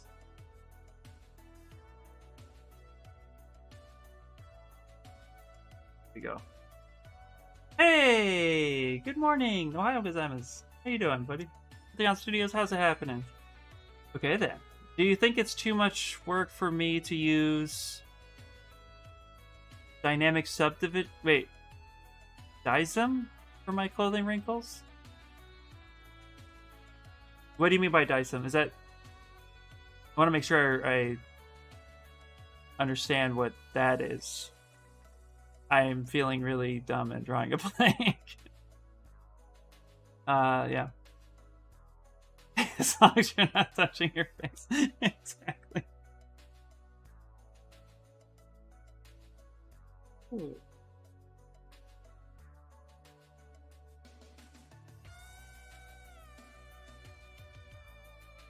Run sim, I mean. So dynamic, okay, yeah, dynamic cloth simulation. Yeah, see, I knew I was feeling kind of silly. No, I love using dynamic simulation. Using the dynamics simulation, I love using that for nice, big, fat, chonky wrinkles. But when I'm starting to do like more finer detail, like this, for example, I just like, this is a preference for me. I love to just do my own. Something about it is just calming. I prefer the more hands-on approach. So no, I don't think it's a waste of time, and I definitely don't think it's the wrong approach. It's whatever works for you. Getting those nice big kind of memory wrinkles in there, the natural flow of things, dynamics is perfect for that. Like if I were to do a tablecloth or a basic jacket that I kind of want like floating over, or if I want something, even better, if I want something really flailing in the air, I'm not going to be pulling that geometry all over the place. I'm going to use dynamic simulation and get it as close as possible. But the finer wrinkles, kind of like what I'm doing here, where I'm really introducing I'm introducing the final look of things. I like to do that by hand. It's just preference. But yeah. That was a long-winded answer, I'm sure. Brunson! Posted on the Discord. Nice, man. Nice. Nice. Well, I cannot wait to check it on out. It's gonna be sick, man.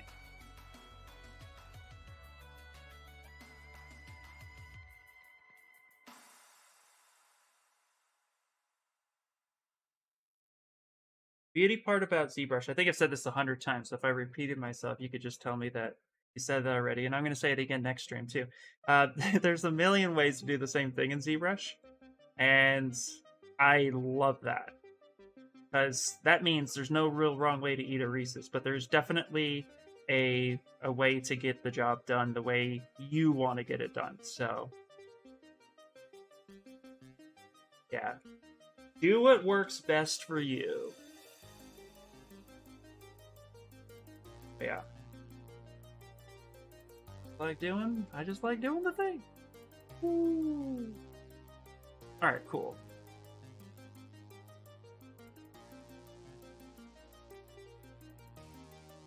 Okay, you know what we're gonna do? We have this kind of like funkiness happening right here.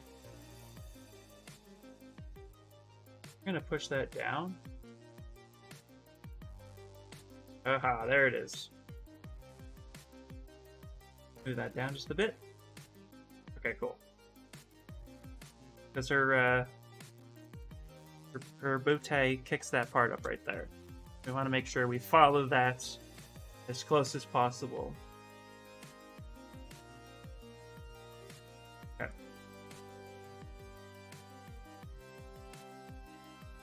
Go back to the standard brush.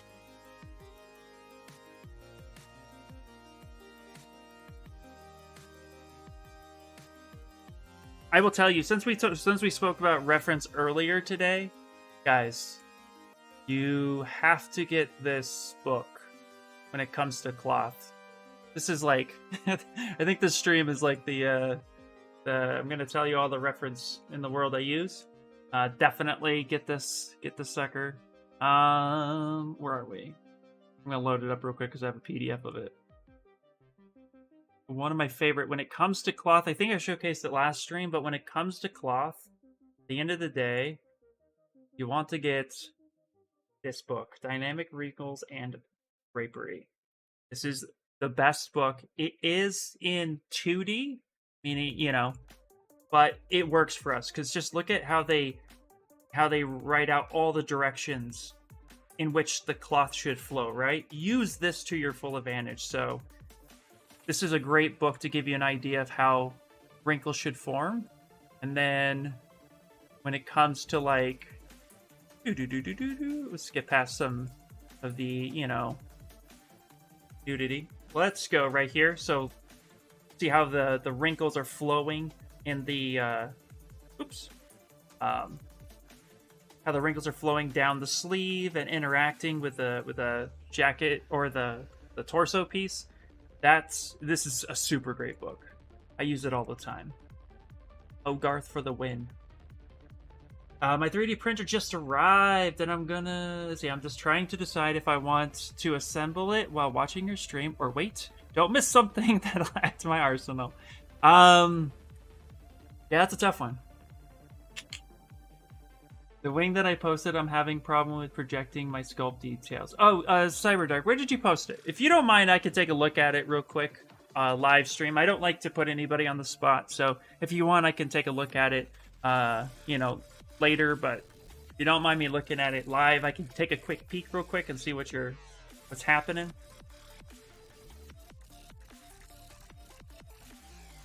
But with that wrinkle book, it definitely helps you kind of get the sense of where things should be.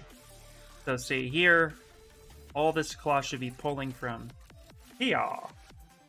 The printer will still be there after the stream. Very true. Very true. I love having you here.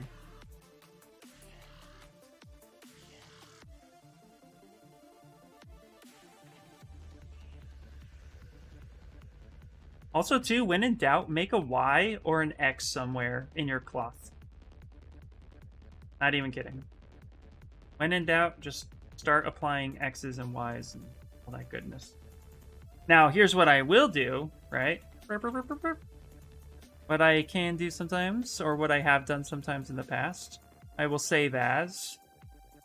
I will get most of the stuff started here. And let's say I'm not 100% convinced on this wrinkle set. So I'm going to drop subdivisions to something decent like 8,000.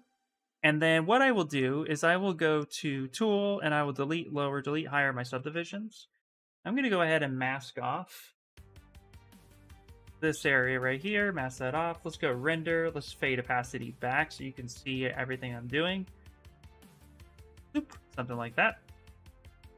Soften that a bit. Right? And then this is where I'll use dynamics. So, you know, if I want this to be a little bit crunchier and I don't want to put all that detail in, this is where I'll turn gravity off and I'll hit collision volume. Crash the string, turn inflate down to 0. Recalculate that. Then I'll use transpose cloth. Put this back in the middle, line this up. Ooh, getting crunchy now. Why you do that to me? Ooh, it is not like that.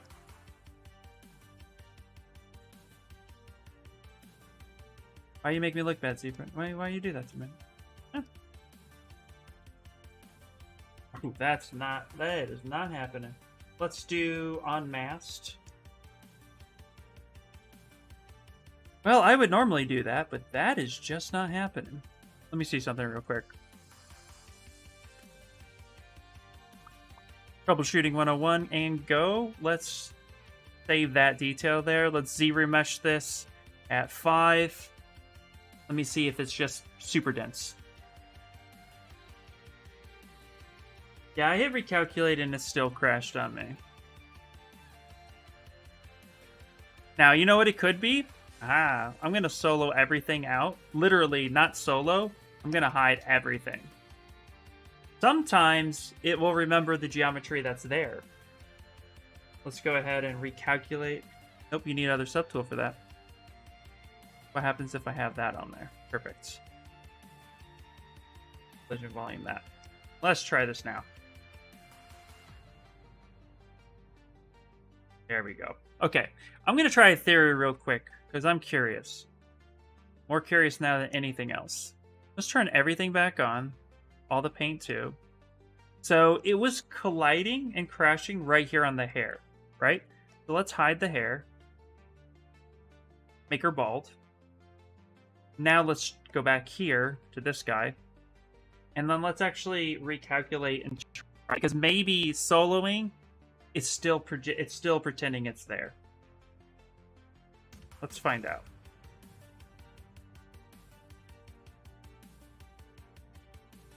Yep, I think that was it. That, I think, was definitely it. Go ahead and move this.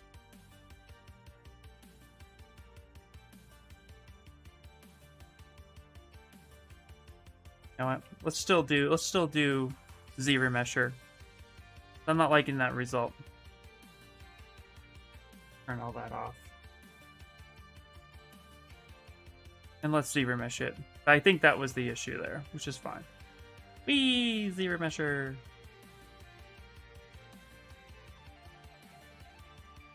Let's see. I just noticed that the guy on the dynamic wrinkles and drapery looks like he's better doing this. Oh, really? Oh, that's not good. Well, let's pretend it's not. Yeah, I see what you're saying.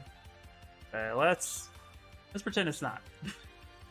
But the VAR guy prints his jewelry in wax resin and then casts them in metal for the final piece. Oh, yeah. That's the way to do it these days.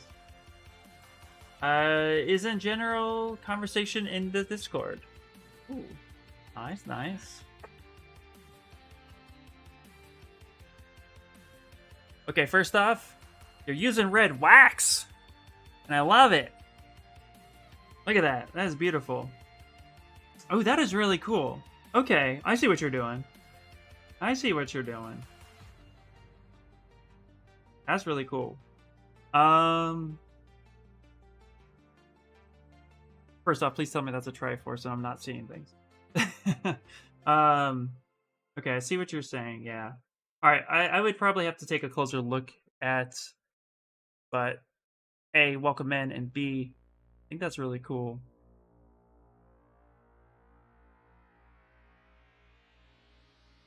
Alyssa, hello! How did I make the pattern on her dress? I sculpted it by hand. Because I'm crazy. What I did... I'll show you what I did. 1 second. First things first. This thing right here. Delete that. That's not good. Okay, what I had done... I'll take this one right here. The best example, soloed it out. What I had done is I had essentially just took... I was given a texture, actually, by my buddy Inspire. But I find it... you normally find a texture. And then what I did was I used... spotlight projection, and I painted that texture on. And then from there, I just traced that texture with Damn Standard, and then I just repainted it back. And that was, and that be that. I did it that way. There was really no easy way, in my opinion, to do that, because it's such a very odd and interesting pattern. So that's the route I took. I'm gonna have to actually clean this up a little bit because some of them are inconsistent, so I'm gonna have to clean that up a little bit. But yeah, that's what I ended up doing. Okay, let's do this. I Z-remeshed that. I'm gonna mark that there. I'm gonna soften this a bunch. A little more right there. Okay, we're going to go ahead and not on mask, on brush, calculate that scene. Yeah, sometimes I'll do this.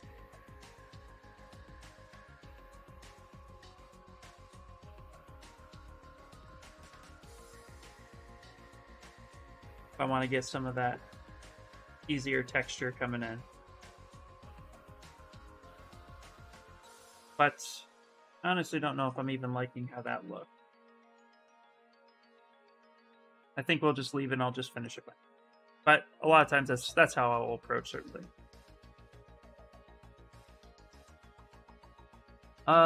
Let's see here. Big Hunter, what's happening? Kuzu, how you doing, buddy?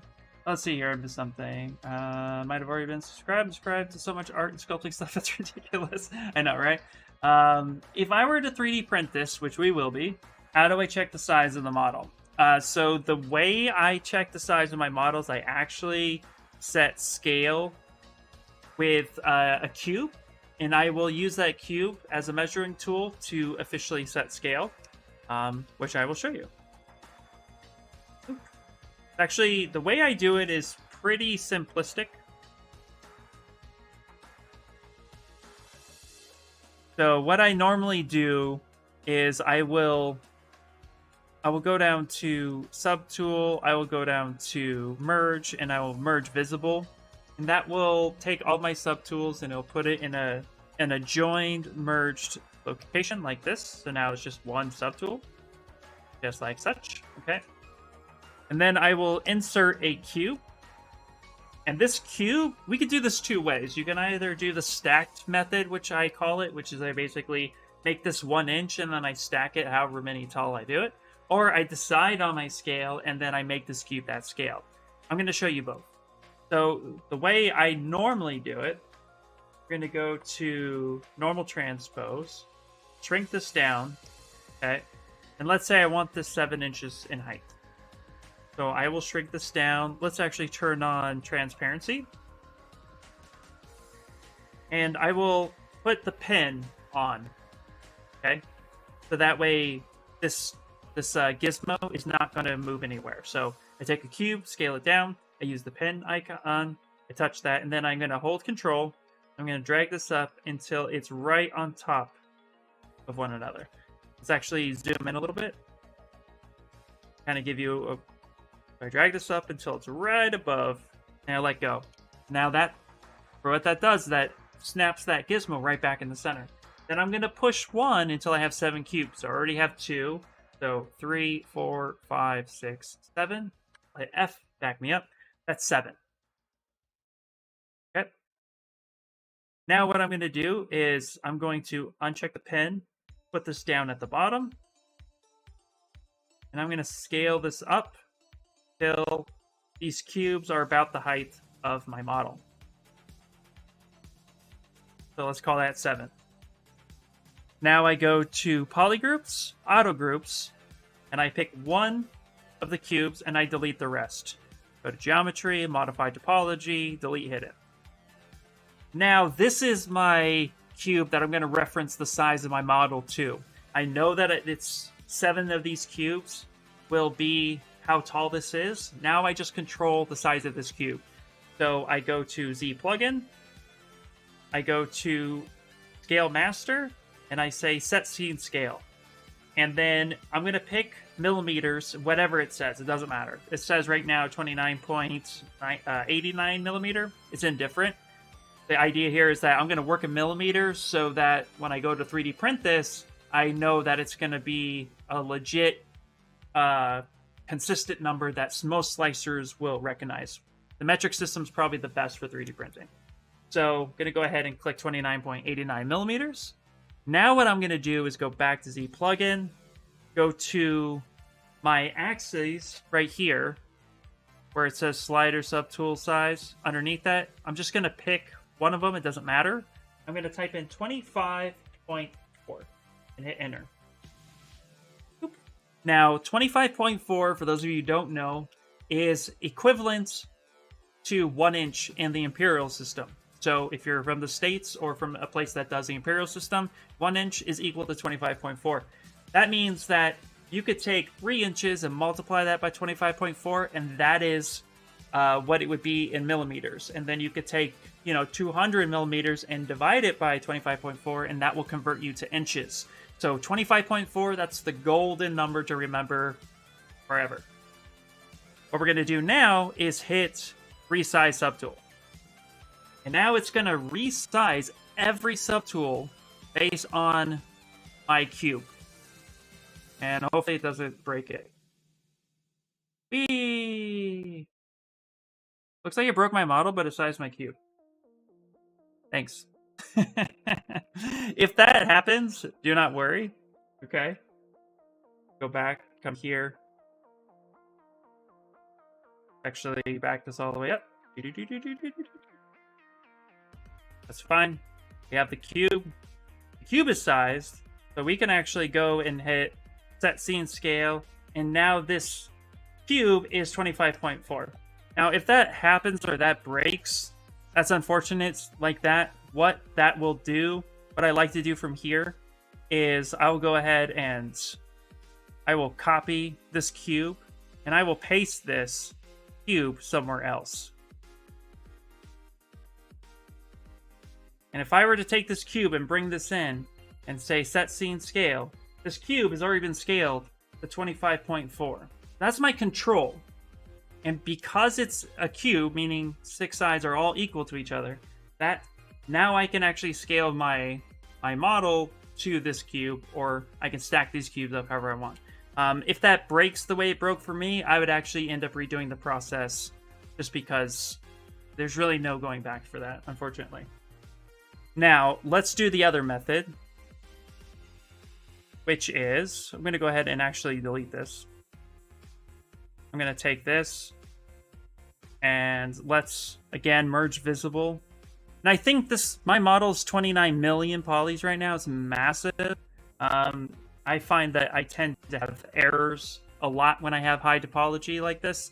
I usually do scaling at the very end. I don't scale while working on it. Once it's built, then I do my scale. So just kind of heads up. Now, the other method that you could do involves a cube still, where you just bring a cube in, turn on transparency, scale the sucker up however you want, so it encompasses your entire model. And then just go ahead, go to Set Scene Scale, pick whatever it is, millimeter, and let's say I want this 300 millimeter tall. I'll just come back to my cube, set this to 300, hit enter, size subtools. Let's hope it doesn't break this time. That would be nice. Didn't break this time. Boom. Now my cube is 300. I just come in here, say Set Scene Scale. It's now 300. Now I know that my model here is also around that. If I were to Set Scene Scale on my model, it would tell me that it's 177 by 297 by 217. Once you have a scene scale that's set, you can then use the transpose tool. Hit W for the gizmo, Y for the transpose tool. Start dragging it up. Hold Shift and drag it up to the very top. You can also hold spacebar and move it. Then at the very top, right up here, it'll tell you your number. I'm measuring about 295.66666. So around there. So that will help you out too, find the highest part. So once you have a controlled item that you constantly check scale to, that's how I do it. It's a lot simpler that way, in my opinion, because you have a standard that allows your model to get checked to always. So hopefully that's helpful.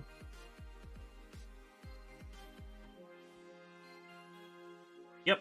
Hey, what's up, B? How you doing, man? And now here's the other thing that I feel like some people know and some people don't know, and it's important to remember that Z plugin does not talk to, like, the plugins within Z plugin don't talk to each other.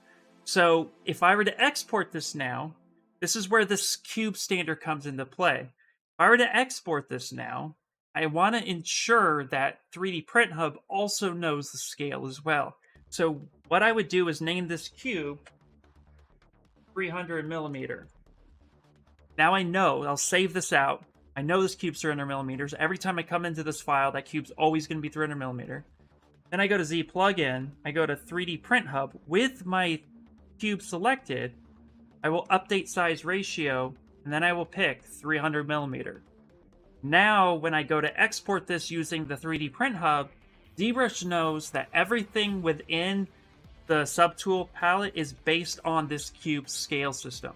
So if I were to export this guy right here, or just come up and just go export STL, and say, yeah, this is test whatever, boop boop, this is my model, I hit save, it's now going to export everything at that scale, and whatever so if it's smaller, bigger, it's gonna base everything off of that scale setting.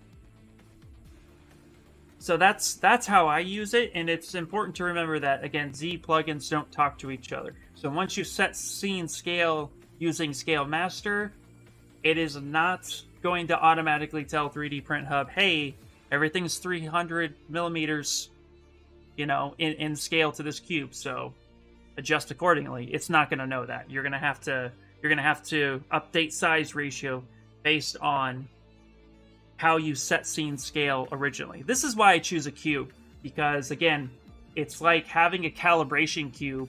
You know everything based on it is based on that one cube. Hey R, thanks for the tips. In a matter of scale, why do not use 3D print tool? Why don't I use 3D print tool? What do you mean? What do you mean?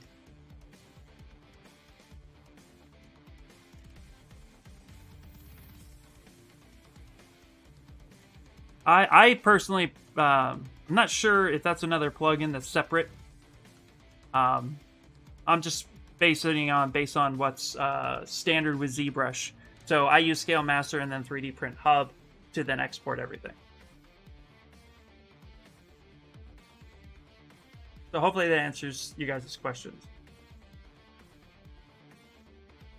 But I usually do this after everything's all said and done. I don't do that while I'm working on the model, because a lot of times I find that once you set scene scale, sometimes depending on the size you pick, your brushes might be affected. So it's not important. For me, it's not important to worry about set scene scale until afterwards. But I do keep in mind of some things like, oh, my cloth thickness.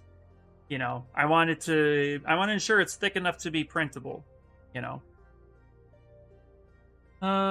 There's another video on YouTube dedicated to this topic. It's not so difficult. I think he meant 3D print. Oh, if you meant 3D Print Hub, I use 3D Print Hub, but I don't set scale originally just using 3D Print Hub, because I find that there's a few issues. This is focused more on the 3D print aspect, meaning what you're going to export at, not necessarily your viewport. That's where Scale Master comes in. But if you use the two together, you should be fine. So yeah, but I do use 3D Print Hub. It's just to export. But if you set scene scale using your Scale Master and then you go to 3D Print Hub and update size, it's going to update accordingly. I just find it to be a little bit more consistent, I guess is the best word.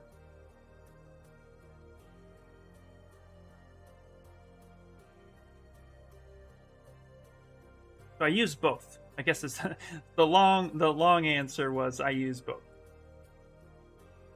Shortened down. The short answer of the long answer. You know what I'm saying. You know what I'm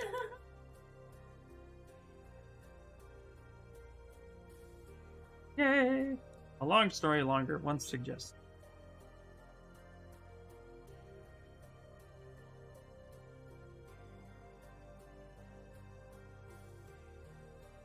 Go ahead and come here. Let's add in some right. If you guys are new here, my name's Ian and I ramble a lot. Like a lot. Like more than a little and less than too much sometimes.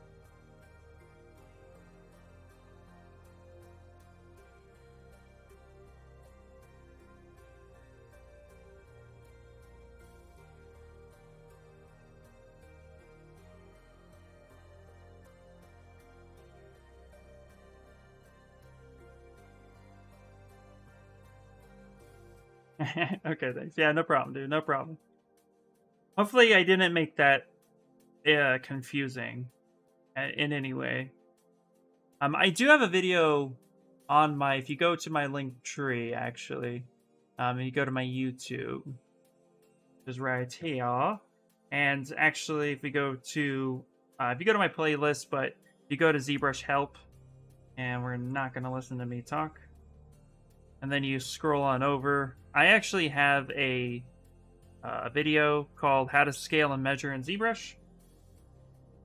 And you can actually, I'll just copy and paste this right here.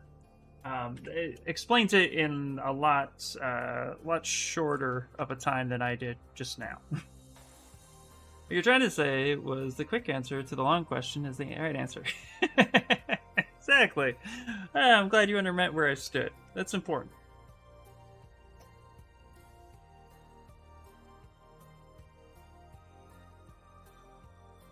Yep, that's the one. Yay, okay, great. Yeah.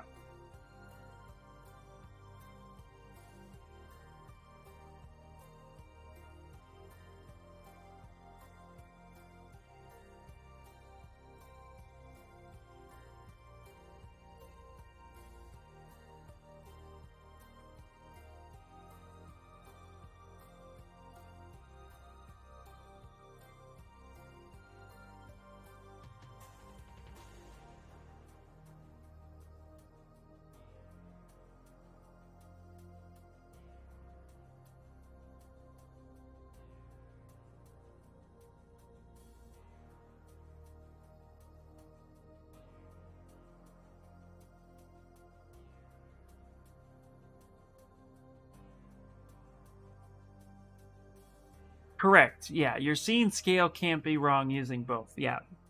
One sets the viewport, one sets the export. Yeah, that works.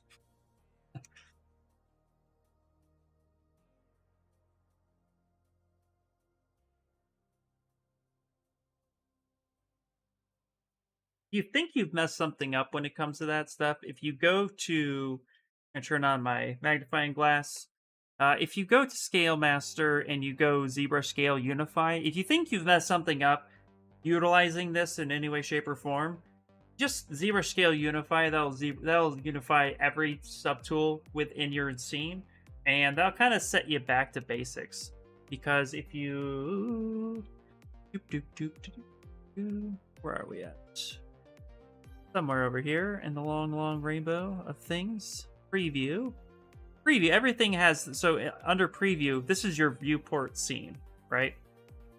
This is everything and how your subtool is actually, your subtool is based off of this viewport. So if you reset and unify, it's going to unify based on this preview, and that should help you out. When in doubt, turn it off and on again too. All right, all that works.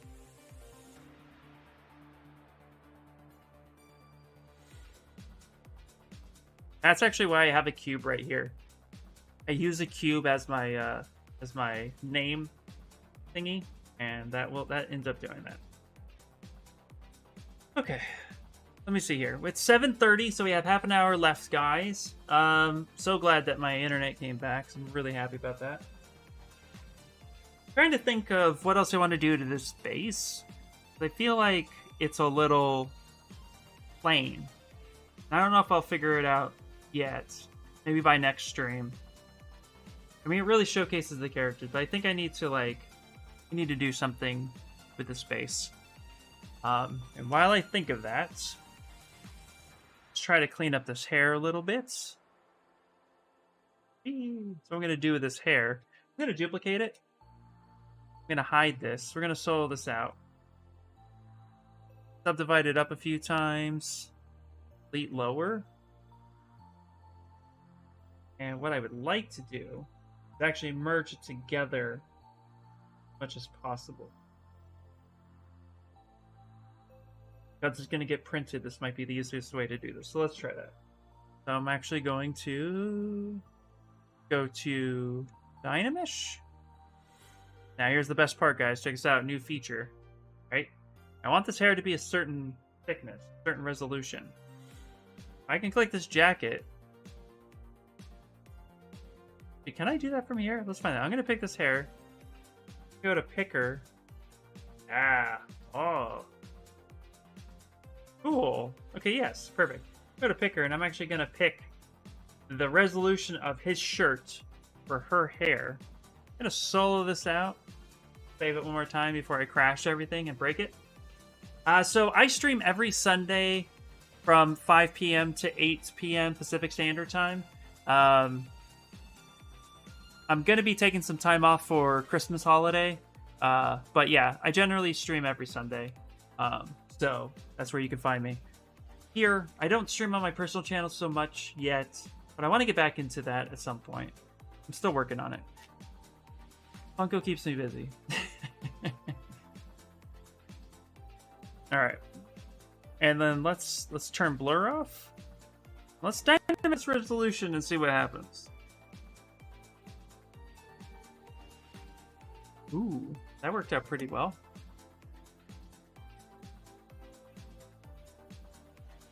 ZBrush isn't loading my Z3D image object. Keeps loading the image. I know I've done something. I know I've done something wrong somewhere. Yeah, that's interesting. I don't know, man. Did you, when you say, all right, this is a silly question. When you saved your Z3D image, did you save it as just typing in PNG here where it says all tool files? Or did you go all the way down to image 3D PNG? Because that will be a big difference. If you save it just as a PNG, it doesn't always save it as an image 3D. Just quick heads up. Still have to work on my production details. Okay. Right. Go. Now we're gonna use the clay buildup. Really soft.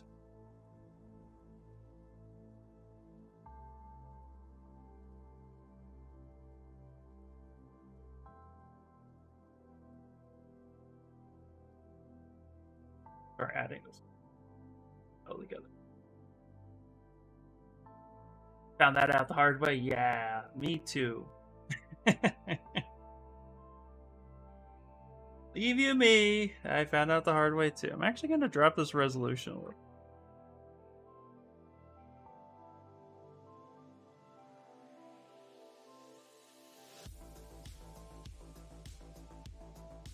Please tell me dynamic is not turned on.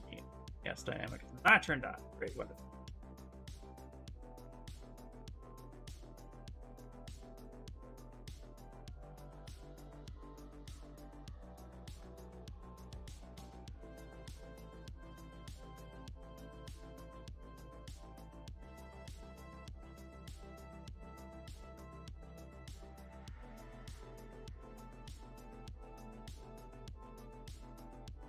Okay, maybe you're loading the wrong file up. I think I have one saved just as PNG and the other. Ah, yeah. That will do it, man. That will do it. It's funny, when they first introduced that, I saved a lot of things as PNG and then immediately lost a lot of work. Because I forgot to do that.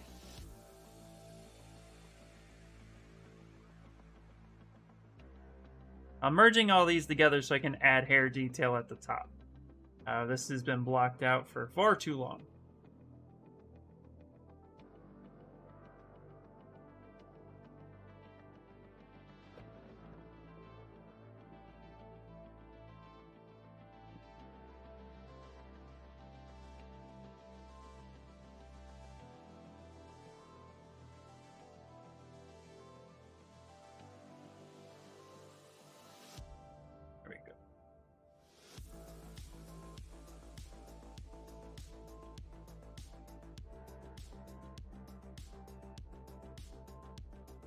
No, not explode. No, stop.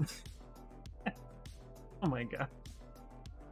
Hey, wait, hold on 1 second. I think Tanjiro's body was still white. Yeah! Look at all these subtools, guys. Look at Tanjiro's body is still white. Oh, look at that. Let's color it now. There we go. Holy mackerel! Is what I see how many subtools I work with on a daily? Go. No, I don't use fiber mesh for hairs because it doesn't print well. I used to use fiber mesh for hair before I started trying to work in toys, because I was doing a lot of just renders and thought the hair looked really cool, and I was always a fan of like that kind of semi-realistic look that Pixar and Disney and DreamWorks would do with that fun hair you'd see in all their stylized works. And then I started manufacturing and getting my stuff made in real life. And yeah, fiber mesh just doesn't really work for that. So I wish it did, because, oh man. Now I'm sure what I probably could do. I've thought about maybe like using fiber mesh and then like blocking out big shapes of hair and then, so that it's about as thick as this, but I don't. Seems like it's a lot of work. There are parts of me that are lazy and don't want to. But I can use fiber mesh for hair. I guess that's my point. Just not for printing. Not good. See? I ramble. Told you guys. Warned you. What you gotta get?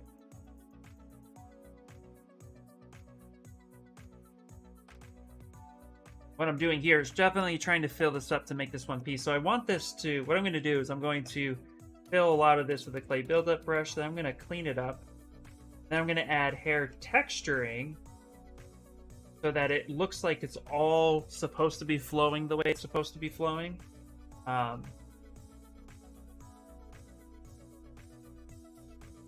still have it as one piece. This is the part about 3D printing or even manufacturing something, is that you're going to have to cut it up into a way that you can then separate it and still hold details.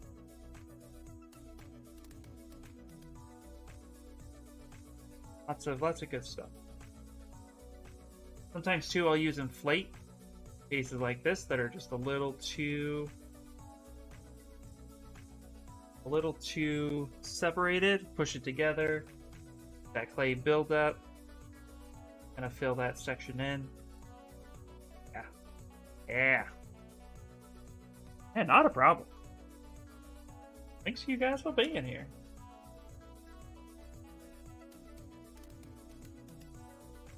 The software you using for 3D printer? Okay, so I use Lychee for my resin printing. I use Cura or Simplified 3D for my FDM, but I also use Prusa Slicer, mainly because Prusa Slicer fixes STLs. A lot of times, if you're trying to export something and you can't get it quote watertight in ZBrush, I can just take it into Prusa Slicer and use a quick netfab fix. A lot of times it's faster that way. But at the end of the day, yeah, those are the ones I use the most. I used to use Chichibox, but not anymore. Gotta grab some food and go sleep, because it's 5:30 a.m. Oh man. Awesome stuff, mate. Gonna have to go back and watch some of your old streams. Catch you later. Super happy to have you here. Get some sleep. Snuggle up. Dream of that sweet, sweet printer. Same here, Kura. I'm using nice. Yeah, I gotta get to bed soon. I'm on the East Coast. Thanks for the stream. Hopefully I can catch you on the next one. Take care. Have fun. Absolutely. Thank you so much for being here. Love you guys. Yeah, we're gonna be wrapping it up in the next 20 minutes. Thank you for being here. ZBrush all day, all night. All right. And multiples, not a problem. Have a good one. Awesome stream. Naito, have a good one. See you next Sunday. Sunday. Right. I see now we're getting that sweet, sweet hair coming in.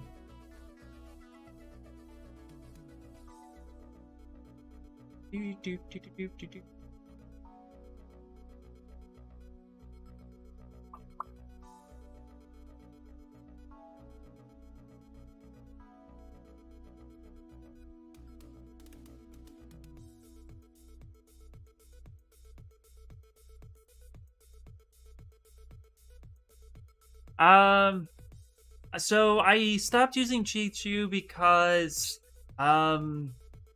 they started forcing updates on my printers. And they charge. I don't know all of it, but at the time I just and I didn't get the result I liked, from other slicers. So just wasn't as good. I don't knock anybody who uses it. It's perfectly fine. Free version, I personally don't. Used to, not anymore. Hey, goof morning. Good morning to you too. Happy to have you here. We got 19. Scratch that. 19 more minutes. Lychee.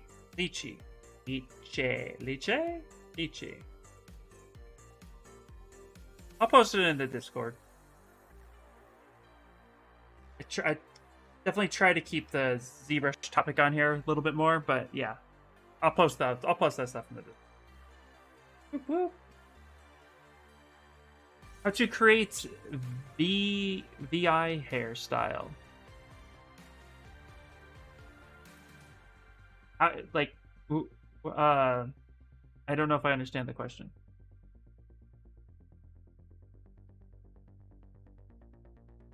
League of Legends. Oh, how to create hairstyle like in League of Legends? That's very...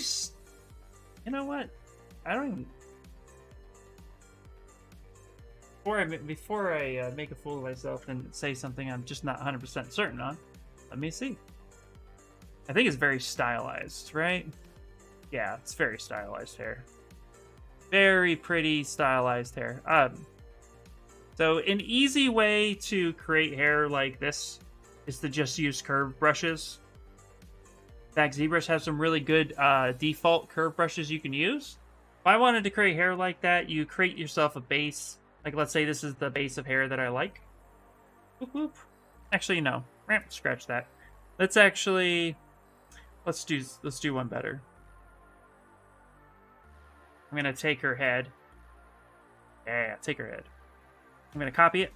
Whee! Copy. And let's go over here to this cube. I'm gonna hit paste. And this one. Okay, so if I wanted to create hair much like that, it's just really chunky. If you really look at it, a lot of times what you want to do when you're creating hair, very similar to this, is you actually want to break it up into chunks. So let's see if we can actually get a bigger picture. Oh, that's even worse. How did that get smaller?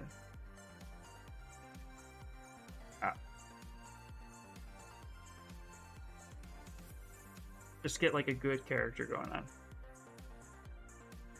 Okay.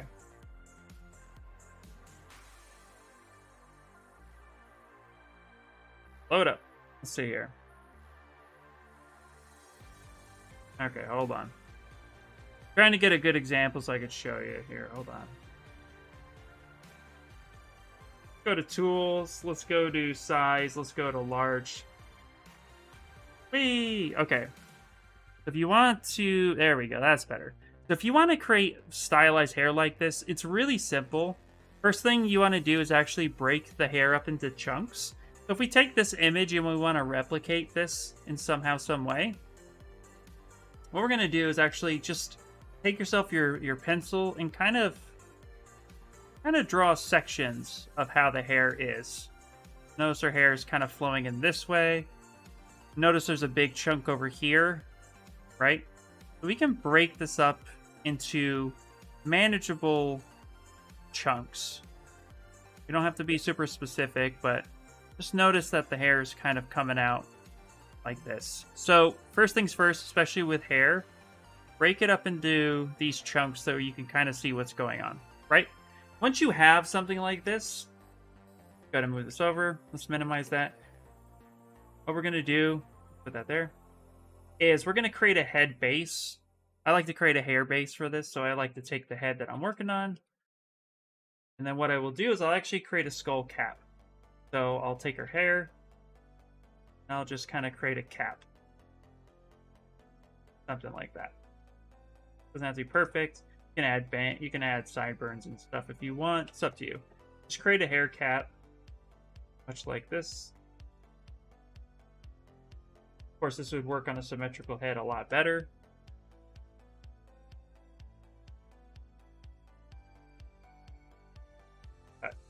Come through, just kind of paint where you want that hair cap to be. Something like this. We're going to do this kind of rough and tumble, down and dirty, right? So let's say this is the hair cap that I want. We're going to go ahead and go to Subtool, and then go to Extract, and then just extract and accept. Now we have this hair cap, okay? And we'll go ahead and we'll close holes, just so we have a nice solid base to work with. So geometry, modify topology, close holes. Boom.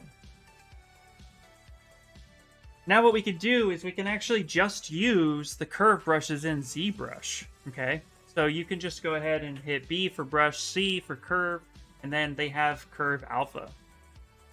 And now you can set this however you want. We'll just use a circle for now. And then what you can do is, based again on this image and the chunks of hair that we wanted, we can set up our hair up. Go. You can start creating hairbrush and just start making chunks that make sense. Okay, if we want to modify how this looks, we'll go to stroke, go to curve modifiers, go to curve fall off, and we can adjust how this is affecting everything. Something like that. Okay. Maybe blow this up a little bit more. Now we also you can go nuts. You can go curve, you can go repel, strength, increase, repel. You can do all that stuff if you want. For me, I don't really mess with that too much. What I'll do is I'll just pick that size and then I'll tap that, and I'll come through and I'll make all of those little chunks. I'll just start coming through here and make those hair chunks where I want. Blow that up.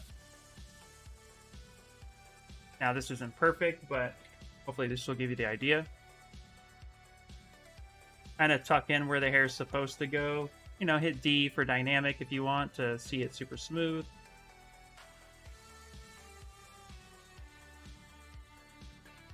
But you just start blocking out the shapes, and the curve alpha brush can really help you get those shapes the way you want.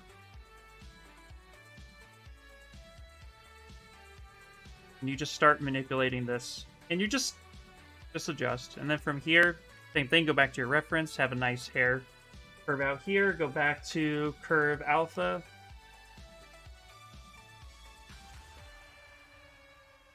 This is really it. You just start, if you want to make the brush a little bit bigger, put out a little bit more, or just redraw everything more. However you want to do that. Pardon me. What you want to do is make sure that the hair looks like it's coming from the head itself, okay? So, but something like League of Legends, it's very stylized work. So when I'm dealing with stylization, much like that, this is the approach I'll take. Now, you can get other brushes. You know, you can buy hair brushes. You can go on ArtStation, you can find stuff. You can download brushes like Sakaki's brush. If you wanted to. That's huge. But at the end of the day, you could just do all this ZBrush. You could just adjust your size ratio a little bit, adjust your brush size, keep that curve active. Just come through and do all this like that. And you can see really quickly, you could start getting blockouts. Now this isn't perfect, that takes some time on it. Hair takes a while, but the best thing to do, again, just start breaking it down into meaningful chunks. Get something like this. And then what you can do is you can refine it. You can either, from this point, do something like, you know, we go to, what's it, dynamic subdivision, apply your dynamic subdivision, then you can grab the damn standard. You can start cutting in little hair bits like this, start detailing it, which is what I'm going to be doing over on Netsuko. You can start getting some good looks. You can pinch it. But the idea is first get the big shapes, then start refining it. You can even do something like grab your curve alpha brush, get really, really small, and start tracing in some of the spots here. Delete lowers, go here. Where you start getting strands that you can start working on. And you can build it up that way. It's up to you. There's a lot of different ways to do it at that point. But that's how I would start it. Build out chunks. Get those chunks looking good. Go from there.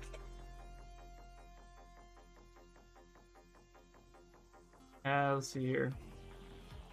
What filament do you use for water tasting? I use Hatchbox or eSun. Yeah, not a problem. Actually, yeah, Ian, can you link me to the resin you use? I use, 1 second. My favorite resin that I use for printing, let me go here. Hopefully you guys can see this. I use Sierra Tech, my favorite resin. You can find it on Amazon, super easy. And it's really affordable and it's really good stuff.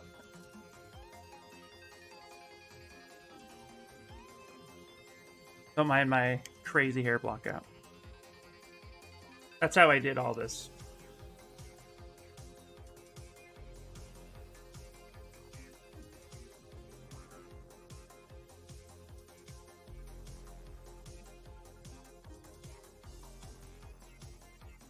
Oh. Nice, man, nice. Yep, good. All right, we have a couple more minutes.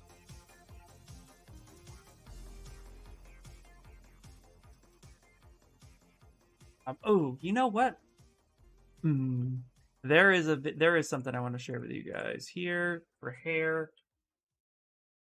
I definitely recommend this if you're learning hair for the first time. 1 second. Let's see if I can find it.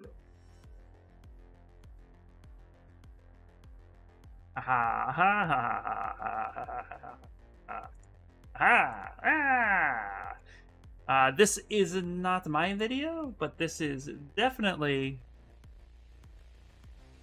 recommended if you're learning hair. Hair, where? Everywhere. That's where you should be studying hair. It's called The Ultimate Guide for Creating Stylized Hair in ZBrush. Super helpful. I highly recommend it. It's by Stylized Station, so shout out to them. Super awesome video. You hadn't checked it out. They tell you everything on how you should approach hair. Really in-depth, so it's like an hour, but it's worth the time.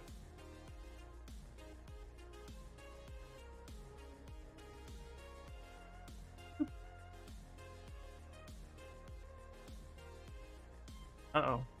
ZBrush, no, don't do that. Wait for a response.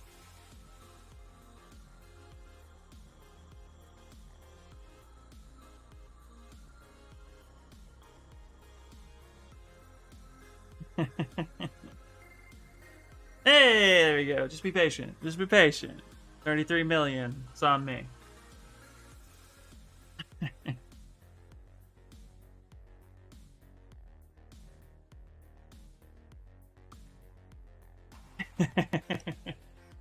All right.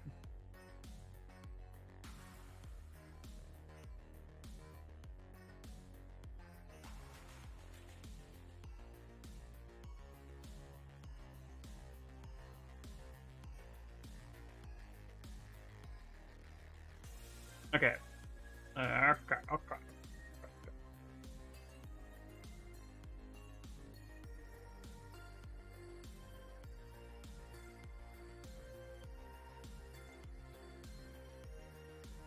Any ideas on why ZBrush would be crashing while Knife Lasso? I can only speculate why ZBrush would be crashing while you're using Knife Lasso. My My immediate thought is that you might be trying to cut something with lasso using subdivisions, and ZBrush will freak out. Or you have super high topology, you know, like working in the millions like yours truly over here, and ZBrush does not know how to handle that. Try, if you're not using subdivisions, try using the solo method where you check solo, hide everything else, and then just cut the thing that you want. But with subdivisions, ZBrush can't handle that, and it will freak out and tell you to just not do it. So that is, but that's pure speculation. Yeah.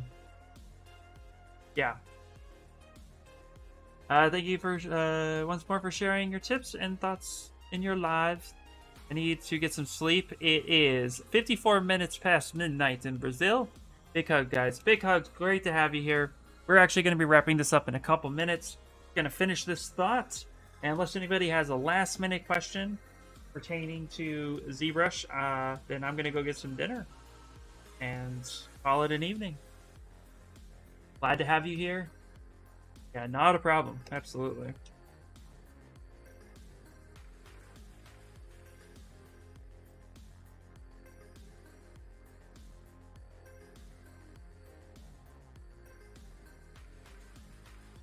Itchy nose.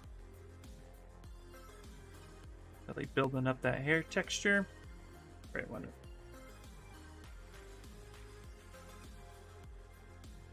Add a little bit. 10:56 in Florida. Nice, man.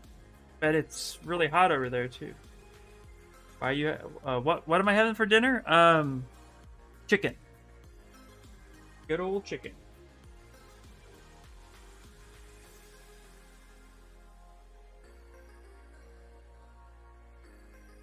More specifically, Popeye's chicken.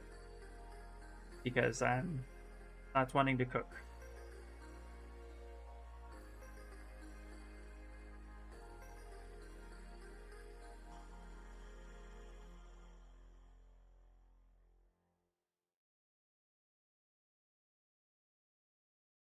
Ooh, that is not do. Alright, cool. So more than likely, guys, I'm going to be cleaning this up. Oh, man. Favorite song just showed up. I love this song. I don't know if you guys can hear it. Love this song.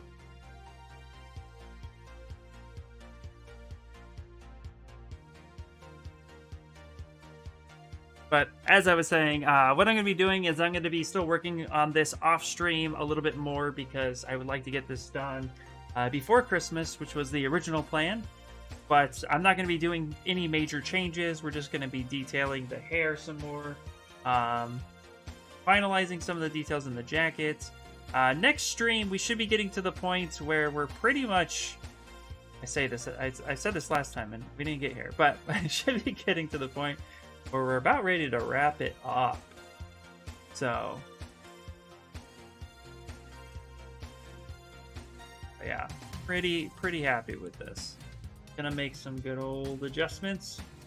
Get all that done. Diddly do done. Go. Then go over it with a fine-tooth comb and find things I do and do not like about it. For the most part, I think it's coming out great. Really happy with this piece. This is probably one of the biggest pieces I've done on a live stream. So hopefully you guys have enjoyed the drawn-out 2-month process. Thanks, man. Thank you so much. I appreciate it. All right, guys. Well, let me turn down the music before I blast you all out. Thank you guys so much for being here. I really appreciate it. Thank you guys so much. Don't forget to subscribe, like, all that good stuff, especially if you're watching this after the fact and you made it this far, even though I wasn't live and all that good stuff. You know, if you're watching it after this live thing, then yeah, don't forget to follow all that good stuff. That is it, guys. I got nothing else to say except for come hang out on the Discord on a weekly basis. Have a good Thanksgiving if you're in the States or if you celebrate it anywhere else in the world. Yeah, that is it. Big hugs for everybody. Enjoy yourself. Keep sculpting. Sculpting is good. And I'll catch you guys later. Bye.